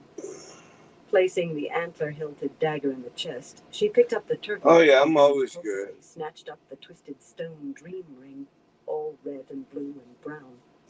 It seemed to be useless to her since she became pregnant, and if she could manage to weave spirit, She still had the silver ring worked in braided spirals that had been recovered from Ispan. Hurrying back to the sitting room, she found Dorinda and Nadir arguing, or at least having an animated discussion, while Asanda pretended to be checking for dust, running her fingers under the edge of the table. From the angle of her head, she was listening avidly, though. Neris, putting Elaine's dishes back on the tray, was gaping at the Aiel women openly. I told her she would feel the strap if we delayed the departure, Nadir was saying with some heat as Elaine entered the room. It is hardly fair if she is not the cause, but I said what I said. You will do as you must, Dorinda replied calmly, but with a tightness to her eyes that suggested these were not the first words they had exchanged. Perhaps we will not delay anything, and perhaps Avienda will pay the price gladly to say farewell to her sister. Elaine did not bother with trying to argue for Avienda. It would have done no good. Avienda herself displayed an equanimity that would have credited an Aes Sedai, as if whether she was to be beaten for another's fault were of no matter at all. These are for you, Elaine said, pressing the ring and the brooch into her sister's hand. Not as gifts, I'm afraid. The White Tower will want them back, but to use as you need. Avienda looked at the things and gasped. Even the loan of these is a great gift. You shame me, sister. I have no farewell gift to give in return. You give me your friendship. You gave me a sister. Elaine felt a tear slide down her cheek. She essayed a laugh, but it was a weak, tremulous thing. How can you say you have nothing to give? You've given me everything. Tears glistened in Avienda's eyes, too. Despite the others watching, she put her arms around Elaine and hugged her hard. I will miss you, sister, she whispered. My heart is as cold as night. And mine, sister, Elaine whispered, hugging back equally hard. I will miss you, too, but you will be allowed to visit me sometime. This isn't forever. No, not forever. But I will still miss you. They might have begun weeping next, only Dorinda laid her hands on their shoulders. It is time, Avienda. We must go if you are to have any hope of avoiding the strap. Avienda straightened with a sigh, scrubbing at her eyes. May you always find water and shade, sister. May you always find water and shade, sister, Elaine replied. The Aiel way had a finality about it, so I clean off my card cap that fell on the floor. And as quickly as that, they were gone. As quickly as that, she felt very alone. Avienda's presence had become a certainty, a sister to talk to, laugh with, share her hopes and fears with, but that comfort was gone. Asanda had slipped from the room while she and Avienda were hugging, and now life she was treated me like the life. coronet of the daughter What heir can I on say? Elena's head, a simple circlet of gold supporting a single golden rose on her forehead. So these mercenaries won't forget who they're talking to, my lady. Elaine did not realize her shoulders had slumped until she straightened them. Her sister was gone. Okay. Yet she had a city to defend and a throne to gain. Duty would have to sustain her now. Chapter 16. The New Follower. The blue reception room, named for its arched ceiling, painted to display the sky and white clouds, and its blue floor tiles, was the smallest reception room in the palace, less than 10 paces square. The arched windows that made up the far wall, overlooking a courtyard, and still filled with glassed casements against the spring weather, gave a fair light, even with the rain falling outside. But despite two large fireplaces with carved marble lanterns, a cornice of plaster lines, and red tapestries bearing the white lion that flanked the doors, a delegation of merchants would have been insulted to be received in the blue room, a delegation of bankers livid. Likely that was why Mistress Harfor had put the mercenaries there, although they would not know they were being insulted. She herself was present, overseeing the pair of liveried young maids who were keeping the wine cups full from tall silver pitchers standing on a tray atop a plainly carved sideboard. But she had the embossed leather folder used to carry her reports pressed to her bosom, as if in anticipation of the mercenaries being Howard Murray, the wisps of white hair behind his ears as always looking like feathers, was standing in a corner, also with his leather folder clutched to his narrow chest. Their reports were a daily fixture, and seldom much in them to cheer the heart of late. Warned by the pair of guardswomen who had checked the room ahead of her, everyone was on their feet when Elaine entered with another pair at her back. Denny Colford, in charge of the guardswomen who had replaced Devora and the others, had simply ignored her order for them all to remain outside. Ignored her! She supposed they made a good show, swaggering proudly as they did, yet she could not stop grinding her teeth. Kariana and Saritha, formal in their fringed shawls, bowed their heads slightly in respect, but Mellar swept off his plumed hat in a flourishing bow, one hand laid over the lace-edged sash slanting across his burnished breastplate. The 6 golden knots brazed to that breastplate, 3 on each shoulder, rankled her, yet she had let them pass so far. His hatchet face offered her a smile that was much too warm, too. But then, however cold she was to him, he thought he had some chance with her because she had not denied the rumor her babes were his.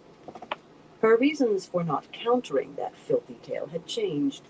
She no longer had need to protect her babes, Rand's babes, yet she let it stand. The man came and he would braid a rope. She would braid one for him. The mercenaries, all well into their middle years, were only a heartbeat behind Mellar, though not so elaborate in their courtesies. Evard Cordwin, a tall, square-jawed Andorran, wore a large ruby in his left ear, and Aldred Gomyson, short and slender, the front of his head shaved, had horizontal stripes of red and green and blue covering half his chest, far more than it seemed at all likely he was entitled to in his native Cairhien. Hafin Barkovan, graying, was ornamented with a thick gold hoop in his left ear and a jeweled ring on every finger. The Damani was very stout, but the way he moved spoke of solid muscle beneath the fat. "Don't you have duties, Captain Mellar?" Elaine said coolly, taking one of the room's few chairs. There were only 5, arms and high backs, simply carved with vines and leaves, and lacking even a hint of gilt. Standing in a widely spaced row in front of the windows, the chairs put the light behind whoever sat in them. On a bright day, the audience here squinted in the glare. Unfortunately, that advantage was lost today. The 2 guardswomen took up positions behind her and to either side, each with a hand resting on her sword hilt, watching the mercenaries with fierce expressions that made Barkovan smile and Gomyson rub his chin to half hide a sly grin. The women gave no sign of being offended. They knew the point of their uniforms. Elaine knew they would wipe away any smiles very quickly if they needed to draw their blades. "My first duty above all is to protect you, my lady." Easing his sword, Mellar eyed the mercenaries as though he expected them to attack her, or perhaps him. Gomyson looked bitterly amused, and Barkovan laughed aloud. All 3 men had empty scabbards, Cordwin a pair on his back. No mercenary was allowed to enter the palace carrying so much as a dagger. "I know you have other duties," she said levelly, "because I assigned them to you, Captain. Training the men I brought in from the countryside. You are not spending as much time with them as I expect. You have a company of men to train, Captain. A company of old men and boys, and surely enough to occupy his hours. He spent few enough with her bodyguards in spite of commanding them. That was just as well, really. He liked to pinch bottoms. I suggest you see to them. Now." Rain flashed across Mellar's narrow face. He actually quivered, but he mastered himself instantly. It was all gone so fast that she might have imagined it, but she knew she had not. "As you command, my lady," he said smoothly. His smile had an oily smoothness, too. "My honor is to serve you well." With another flamboyant bow, he started for the door, as near to strutting as made no difference. Little could dent Doylin Mellar's demeanor. Had to do a little cleaning. Barkovan laughed again, throwing his head back. "Man wears so much lace now, I vow. I keep expecting him to offer to teach us to dance, and now he does dance." The Cairhienin laughed, too, a nasty, guttural sound. Mellar's face stiffened and his step hesitated, then quickened, so much so nice that he and bumped clean. into Brigitte at the doorway. Ready for another He one. hurried on without stopping to ask pardon, and she frowned after him. The bond carried anger, quickly suppressed, and impatience, which was not, before shutting the door behind her and moving to stand beside Elaine's chair with her hands resting on the chair back. Her thick braid was not so neatly done as usual after having been undone for drying, but the uniform of the Captain General suited her. Taller than Gomyson in her Let's get another one made up. Birgitta had a commanding presence when she wanted to. The mercenaries offered her small bows, respectful, though not deferential. Whatever misgivings of her they might have entertained in the beginning, few who had seen her use her bow or expose herself to the enemy had any overdid it on that one. Let's see. You speak as if you know, Captain Mellon, Captain Buckoven. Elaine put just a hint of question in that, but kept her tone casual. Birgitta was attempting to project confidence along the bond to equal her expression, yet wariness and worry kept intruding, and the ever-present weariness. Elaine tightened her jaw to fight a yawn. Birgitta had to get the news. I've seen him before, my lady, the Damani replied cautiously. Not above thrice at most, I'd say. Yes, no more than that. He tilted his head, eyeing her almost sideways. You know he's followed my trade in the past. He did not try to hide the fact, Captain, she said, as if tired of the subject. Had he let anything interesting slip, she might have arranged to question him alone, but pressing was not worth the risk of Millar discovering that questions were being asked. He might run, then, before she could learn what she wanted to know. Do we really have need of the Aes Sedai, my lady? Buckoven asked. The other Aes Sedai, he added, glancing at her great serpent ring. He held out his silver cup, and one of the maids started to fill it. They were both pretty women, perhaps not the best choices, but Rena had not much to choose from. Most of the maids were either young or else aged and not so spry as they once had been. All they've done the whole time we've been here is try to put us in awe of the White Tower's might and reach. I respect Aes Sedai as much as any man. Yes, do indeed. Forgive me, it gets tiresome when they turn to trying to browbeat a man. I vow it does, my lady. A wise man always stands in awe of the tower, Sarita said calmly, shifting her brown-fringed shawl, perhaps to draw attention to it. Her dark, square face lacked the ageless look as yet, and she admitted yearning for it. Only fools fail to stand in awe of the tower, Cariana said on Sarita's heels.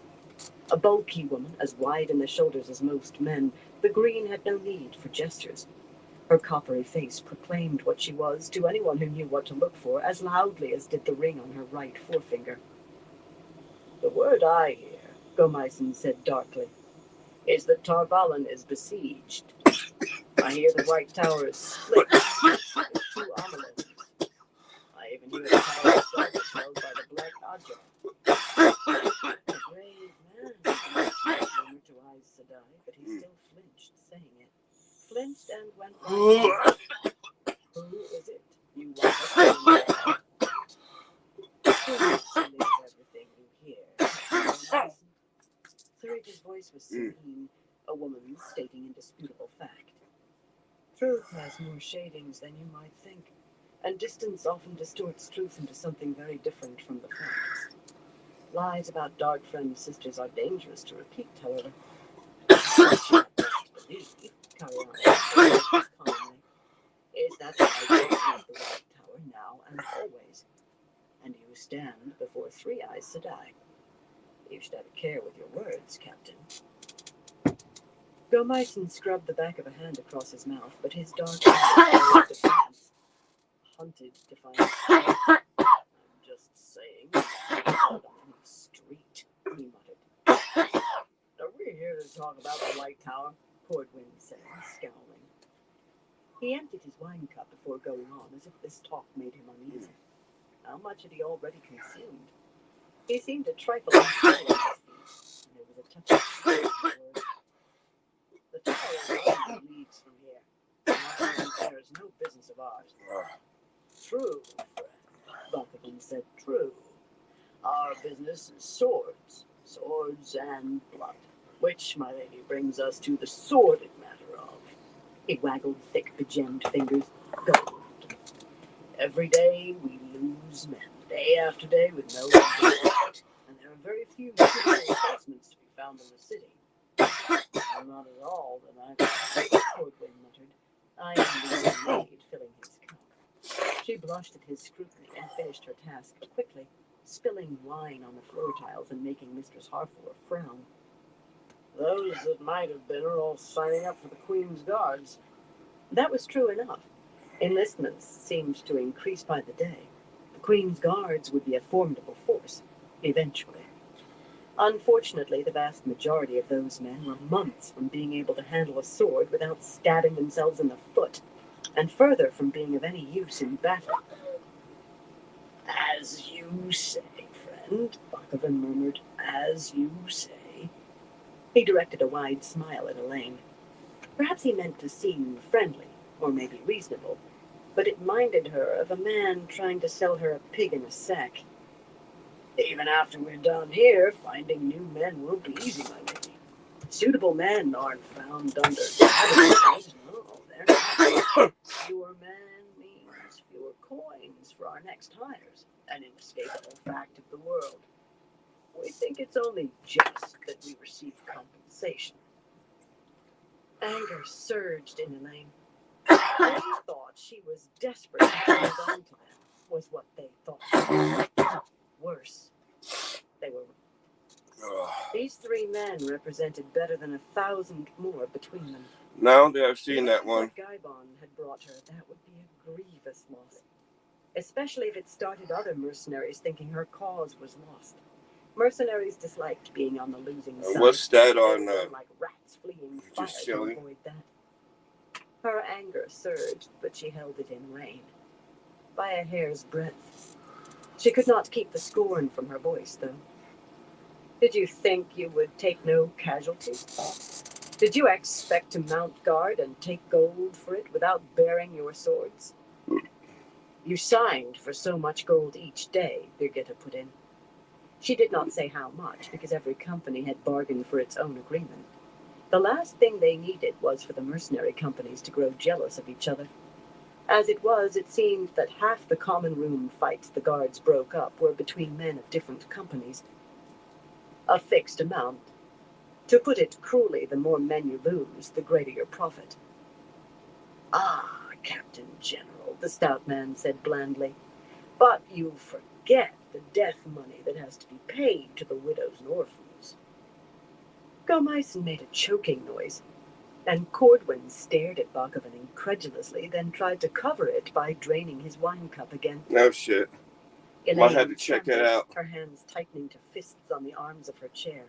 She would not give way to anger. She would not. I intend to hold you to your agreements, she said coldly. Well, at least she was not raging. You'll be paid what you signed for, including the usual victory gold after I gain the throne, but not a penny more. If you try to back out, I'll assume you are turning coat and going over to Aramilla, in which case I'll have you and your companies arrested and put outside the gates without swords or horses. The maid, refilling Cordwin's wine cup yet again, suddenly squealed and danced away from him, rubbing her hip. The anger Elaine had been holding down fountained white hot. And if one of you ever dares fondle one of my women, he and his company will be put out without swords, horses, or boots. Do I make myself clear? Very clear. Solomon's voice held a distinct chill, and his wide mouth was tight. Very clear. Might have to indeed. try to find that. And now, since Well, it's on HBO, so discussion seems concluded, may we withdraw? I should be able to find it. Think carefully, Saritha said suddenly. Will the White Tower choose to see an Aes Sedai on the Lion Throne? Or a fool like Aramilla Marn? Count the Aes Sedai in this palace, Cariana added. Count the Aes Sedai inside Caemlyn. There are none in Aramilla's camps. Count and decide where the White... Count, Saritha said, and remember that the White Tower's displeasure can be fatal. It was very hard to believe that one of them must be Black Ajah, yet it must be so. Unless it was Marililla, of course. Elaine hoped that was not so. She liked Marililla. But then she liked Cariana and Saritha, too. Not as much as she did Marilyn, yet still a liking. Anyway, she looked at it. A woman she liked was a dark friend, and already under penalty of death. When the mercenaries had departed, making their courtesies hurriedly, and Mistress Harford had sent the maids away with the remnants of the wine, Elaine leaned back in her chair and sighed. I handled that very badly, didn't I? Mercenaries require a strong hand on the reins, Birgitta replied, but there was doubt in the bond, doubt and worry. If I may say, my lady, Norrie said in his dry voice, I cannot see anything else you could have done. Mildness would only have emboldened them to make further demands. He had been so still that Elaine had almost forgotten he was there. Blinking at the world, he seemed a wading bird, wondering where the water had gone. In contrast to Mistress Harford's neatness, ink stains marked his tabard and his fingers. She eyed the leather folder in his hands with distinct distaste. Will you leave us, please, Saritha, Cariana? She said. They hesitated slightly, but there was nothing they could do save bow their heads and glide from the room like swans. And you two as well, she added over her shoulder to the guardswomen. They did not so much as twitch. Outside, Birgitta snapped, with a jerk of her head that set her braids swaying. Now. Oh, the pair jumped for her, they did. They headed for the door so fast they might as well have trotted. Elaine scowled as the door closed behind them. Burn me, I don't want to hear any bloody bad news. Not today. I don't want to hear how much of the food brought in from Ilion and Tyr is already spoiled when it arrives. I don't want to hear about arson, or flour black with weevils, or sewers breeding rats faster than they can be killed, or flies so thick you'd think Camelin was a filthy stable. I want to hear some bloody good news for a change. Burn her? She sounded petulant. Truth be told, she felt petulant. Oh, how that grated! She was trying to gain a throne and behaving like a child in the nurseries. Master Norrie and Mistress Harford exchanged glances, which only made matters worse. He fondled his folder with a sigh of regret. The man enjoyed droning his numbers, even when they were dire. At least they no longer balked at giving their reports in company. Well, not very far. Jealous of their own responsibilities, each was wary of the other straying, and quick to point out where some imagined boundary had been crossed. Still, they managed to run the palace and the city efficiently, with few barked knuckles. Are we private, my lady? Rena asked. Elaine drew a deep breath and performed novice exercises that seemed to have no calming effect whatsoever, then attempted to embrace the source. To her surprise, Saidar came to her easily, filling her with the sweetness of life and joy, and soothing her moods, too. It was always that way. Anger or sorrow or just being with child might interfere with embracing the power in the first place, yet once it filled her, her emotions stopped jumping about. Deftly she wove fire and air, just so, with traces of water, but when she was done, she did not release the source. The feel of being filled with the power was wondrous, yet not that much more so than knowing she would not be wanting to weep for no reason, or shout for as little in the next moment. After all, she was not foolish enough to draw too deeply. We are private, she said. Saidar touched her ward and was gone. Someone had tried to listen in.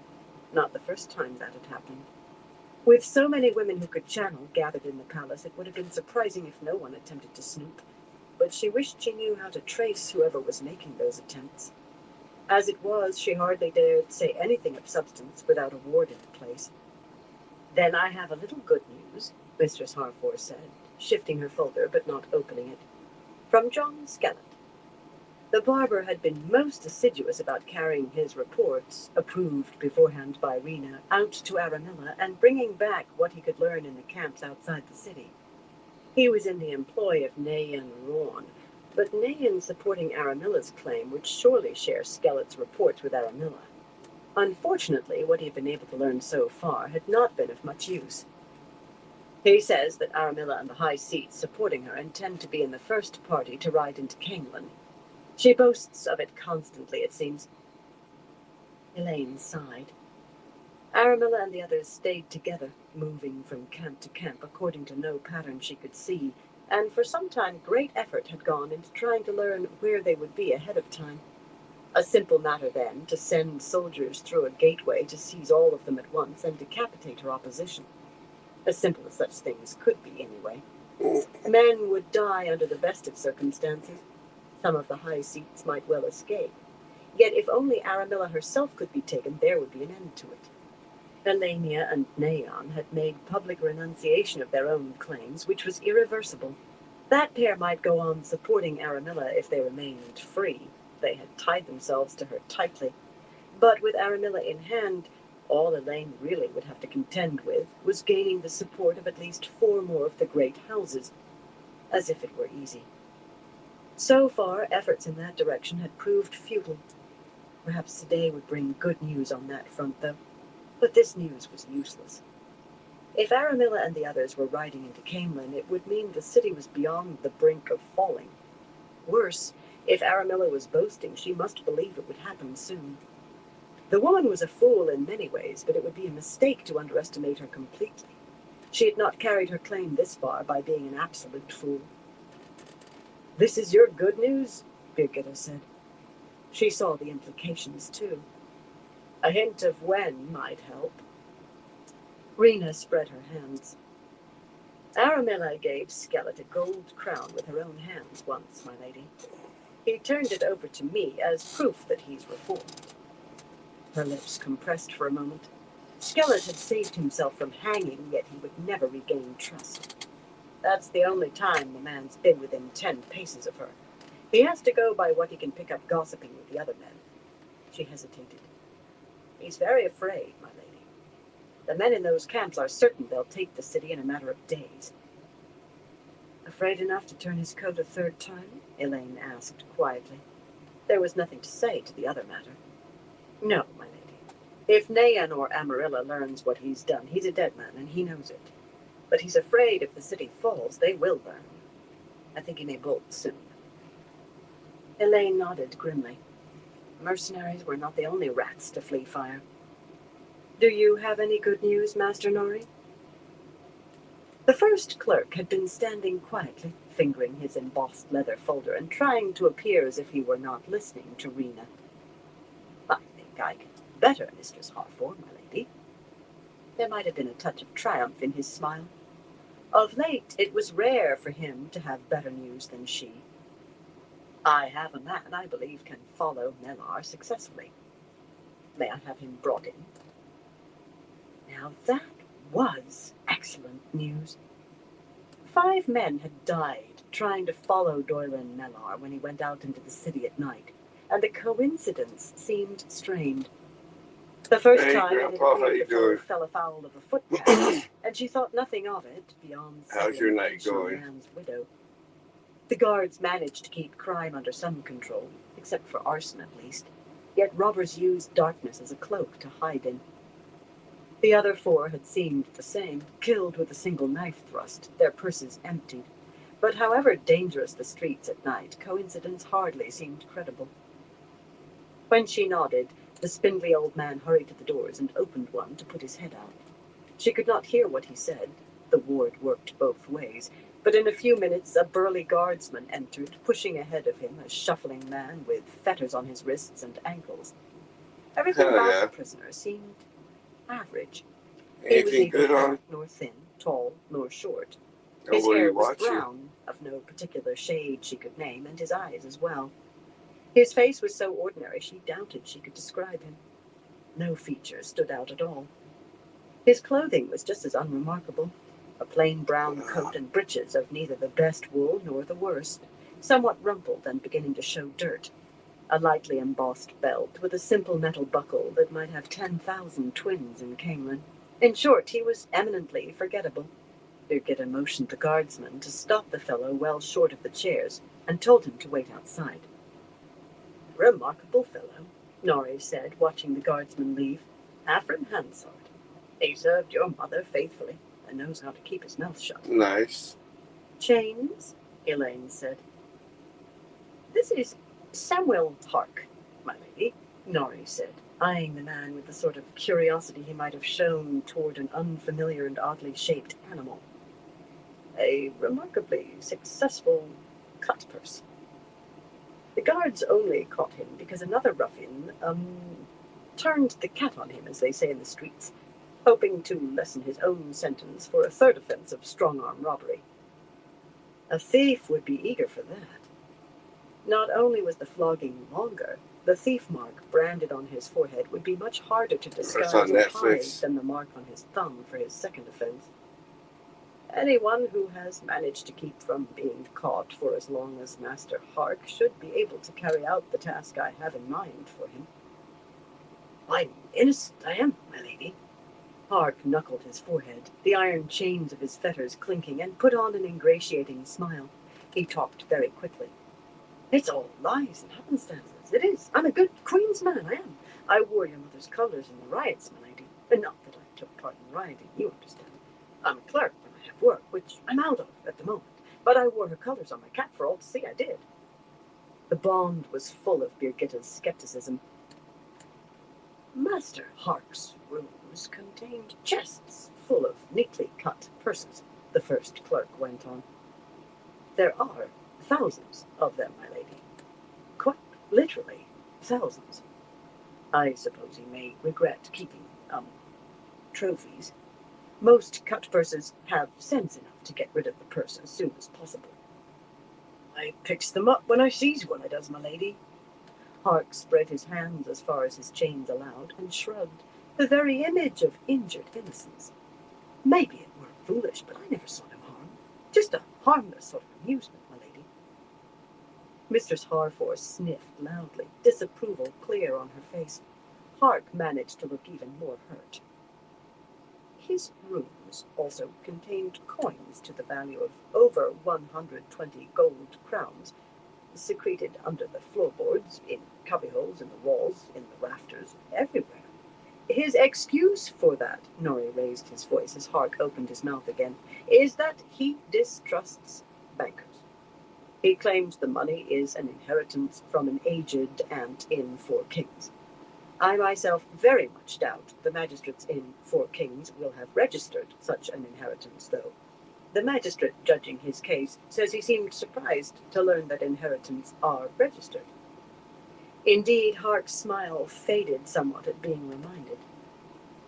He says that he worked for Wilbin Sames, a merchant, you need to go to bed. Sames's death 4 months ago. But Master Sames' daughter maintains the business, and neither she nor any of the other clerks recall any Samuel Hark. They hates me, they does, my lady, Hark said in a sullen voice. His hands gripped the chain between them in fists. I was gathering evidence of how they was stealing from the good master, his own daughter, mind. Only he died before I could give it to him, and I was turned out in the streets without a reference or a penny I was. They burned what I'd gathered, gave me a drubbing, and threw me out. Elaine tapped her chin thoughtfully. A clerk, you say? Most clerks are better spoken than you, Master Hark, but I'll offer you a chance to give evidence for your claim. Would you send for a lap desk, Master Norrie? No. Norrie gave a thin smile. You need to go to bed. It's really late How for you. could You are pretty old there, Gramps. No need, my lady. The magistrate in the case had the same idea. For the first time that she had ever seen, he took a sheet of paper from the folder clutched to his chest. She thought trumpets should sound. Hark's smile faded away completely as his eyes followed that page from Norrie's hand to hers. One glance was all that was needed. A few uneven lines covered less than half the sheet, the letters cramped and awkward. No more than half a dozen words were actually legible, and those barely. Hardly the hand of a clerk, she murmured. Returning the page to Norrie, she tried to make her face stern. She had seen her mother passing judgment. Morghese had been able to make herself appear implacable. I fear, Master Hark, that you will sit in a cell until the magistrates in Four Kings can be queried, and soon after that you will hang. Hark's lips writhed, and he put a hand to his throat as if he could already feel the noose. Unless, of course, you agree to follow a man for me. A dangerous man who doesn't like to be followed. If you can tell me where he goes at night, instead of hanging, you'll be exiled to Bearlawn, where you would be well advised to find a new line of work. The governor will be informed of you." Suddenly Hark's smile was back. "Of course, my lady. I'm innocent, but I can see how things look dark against me. I can. I'll follow any man you want me to. I was your mother's man, I was, and I'm your man too. Loyal is what I am, my lady. Loyal if I suffers for it." Birgitta snorted derisively. Arrange for Master Hark to see Mellar's face without being seen, Birgitta. Yeah, you got a point there. It is The a little man was later here. unmemorable, but there was no point in taking chances. Then turn him loose. Hark looked ready to dance, iron chains or no iron chains. But first, you see this, Master Hark? She held up her right hand so he could not miss the great serpent ring. "You may have heard that I am Aes Sedai. With the power already in her, it was a simple matter to weave spirit. It is true. The weave she laid on Hark's belt buckle, his boots, his coat, and breeches was somewhat akin to that for the warder bond, though much less complex. It would fade from the clothing and boots in a few weeks, or months at best, but metal would hold a finder forever. Yeah, to see I you, laid bro. a weave on you, Master Hark. Now you can be found wherever Damn, I you didn't are." realize it was that late already. In truth, only she would be able to find him. The finder was attuned to the one who wove it, but there was no reason to tell him that. "Just to be sure that you are indeed loyal." Hark's smile seemed frozen in place. Sweat beaded on his forehead. When Birgitta went to the door and called in Hansard, giving him instructions to take Hark away and keep him safe from prying eyes, Hark staggered and would have fallen if the husky guardsman had not held him up on the way out of the room. "I fear I may just have given Mellar a sixth victim," Elaine muttered. "He hardly seems capable of following his own shadow without tripping over his boots." It was not so much Hark's death she regretted. The man would have hanged for sure. "I want whoever put that bloody man in my palace. I want them so badly my teeth ache." The palace was riddled with spies. Rena had uncovered above a dozen beyond Skelet, though she believed that was all of them. But whether Mellar had been set to spy or to facilitate kidnapping her, he was worse than the others. He had arranged for men to die, or he had killed them in order to gain his place. That those men had thought they were to kill her made no difference. Murder was murder. "Trust me, my lady," Norrie said, laying a finger alongside his long nose. "Cut purses are, stealthy by nature, yet they seldom last long. Sooner or later they cut the purse of someone faster afoot than they, someone who doesn't wait for the guards." He made a quick gesture as if stabbing someone. "Hark has lasted at least 20 years. A number of the purses in his, collection were embroidered with prayers of thanks for the end of the Aiel War. Those went out of fashion very quickly, as I recall." Birgitta sat down on the arm of the next chair and folded her arms beneath her breasts. "I could arrest Mellar," she said quietly, "and have him put the question. You'd have no need of Hark then." "A poor joke, my lady, if I may say so," Mistress Harfor said stiffly, at the same time that Master Norrie said, "That would be, against the law, my lady." Birgitta bounded to her feet, outrage flooding the bond. "Blood and bloody ashes! We know the man's as rotten as last month's fish." "No," Elaine sighed, fighting not to feel outraged as well. "We have suspicions, not proof. Those 5 men might have fallen afoul of footpads. The law is quite clear on when someone may be put to the question, and suspicions are not reason enough. Solid evidence is needed. My mother often said, 'The Queen must obey the law she makes, or there is no law.' I will not begin by breaking the law." The bond carried something stubborn. She fixed Birgitta with a steady look. "Neither will you. Do you understand me, Birgitta Trehelian? Neither will you." To her surprise, the stubbornness lasted only moments longer before dwindling away to be replaced by chagrin. It was only a suggestion. Birgitta muttered weakly. Elaine was wondering how she had done that, and how to do it again. Sometimes there seemed doubt in Birgitta's mind over which of them was in charge, when Denny Colford slipped into the room and cleared her throat to draw attention to herself. A long brass-studded cudgel balanced the sword hanging at the heavy-set woman's waist, looking out of place. Denny was getting better with the sword, but still preferred the cudgel she had used keeping order in a wagon driver's tavern. A servant came to say that the Lady Dylan has arrived, my lady, and will be at your service as soon as she's freshened herself. Send the Lady Dylan word that she's to meet me in the map room. Elaine felt a surge of hope. At last, perhaps, she might hear some good news. Chapter 17. A Bronze Bear. Leaving Mistress Harfor and Master Nori, Elaine started eagerly toward the map room, still holding Saidar. Eagerly, but not hurriedly. Denny and 3 guardswomen strode ahead of her, heads swiveling in constant search of threats, and the other 4 stamped along behind.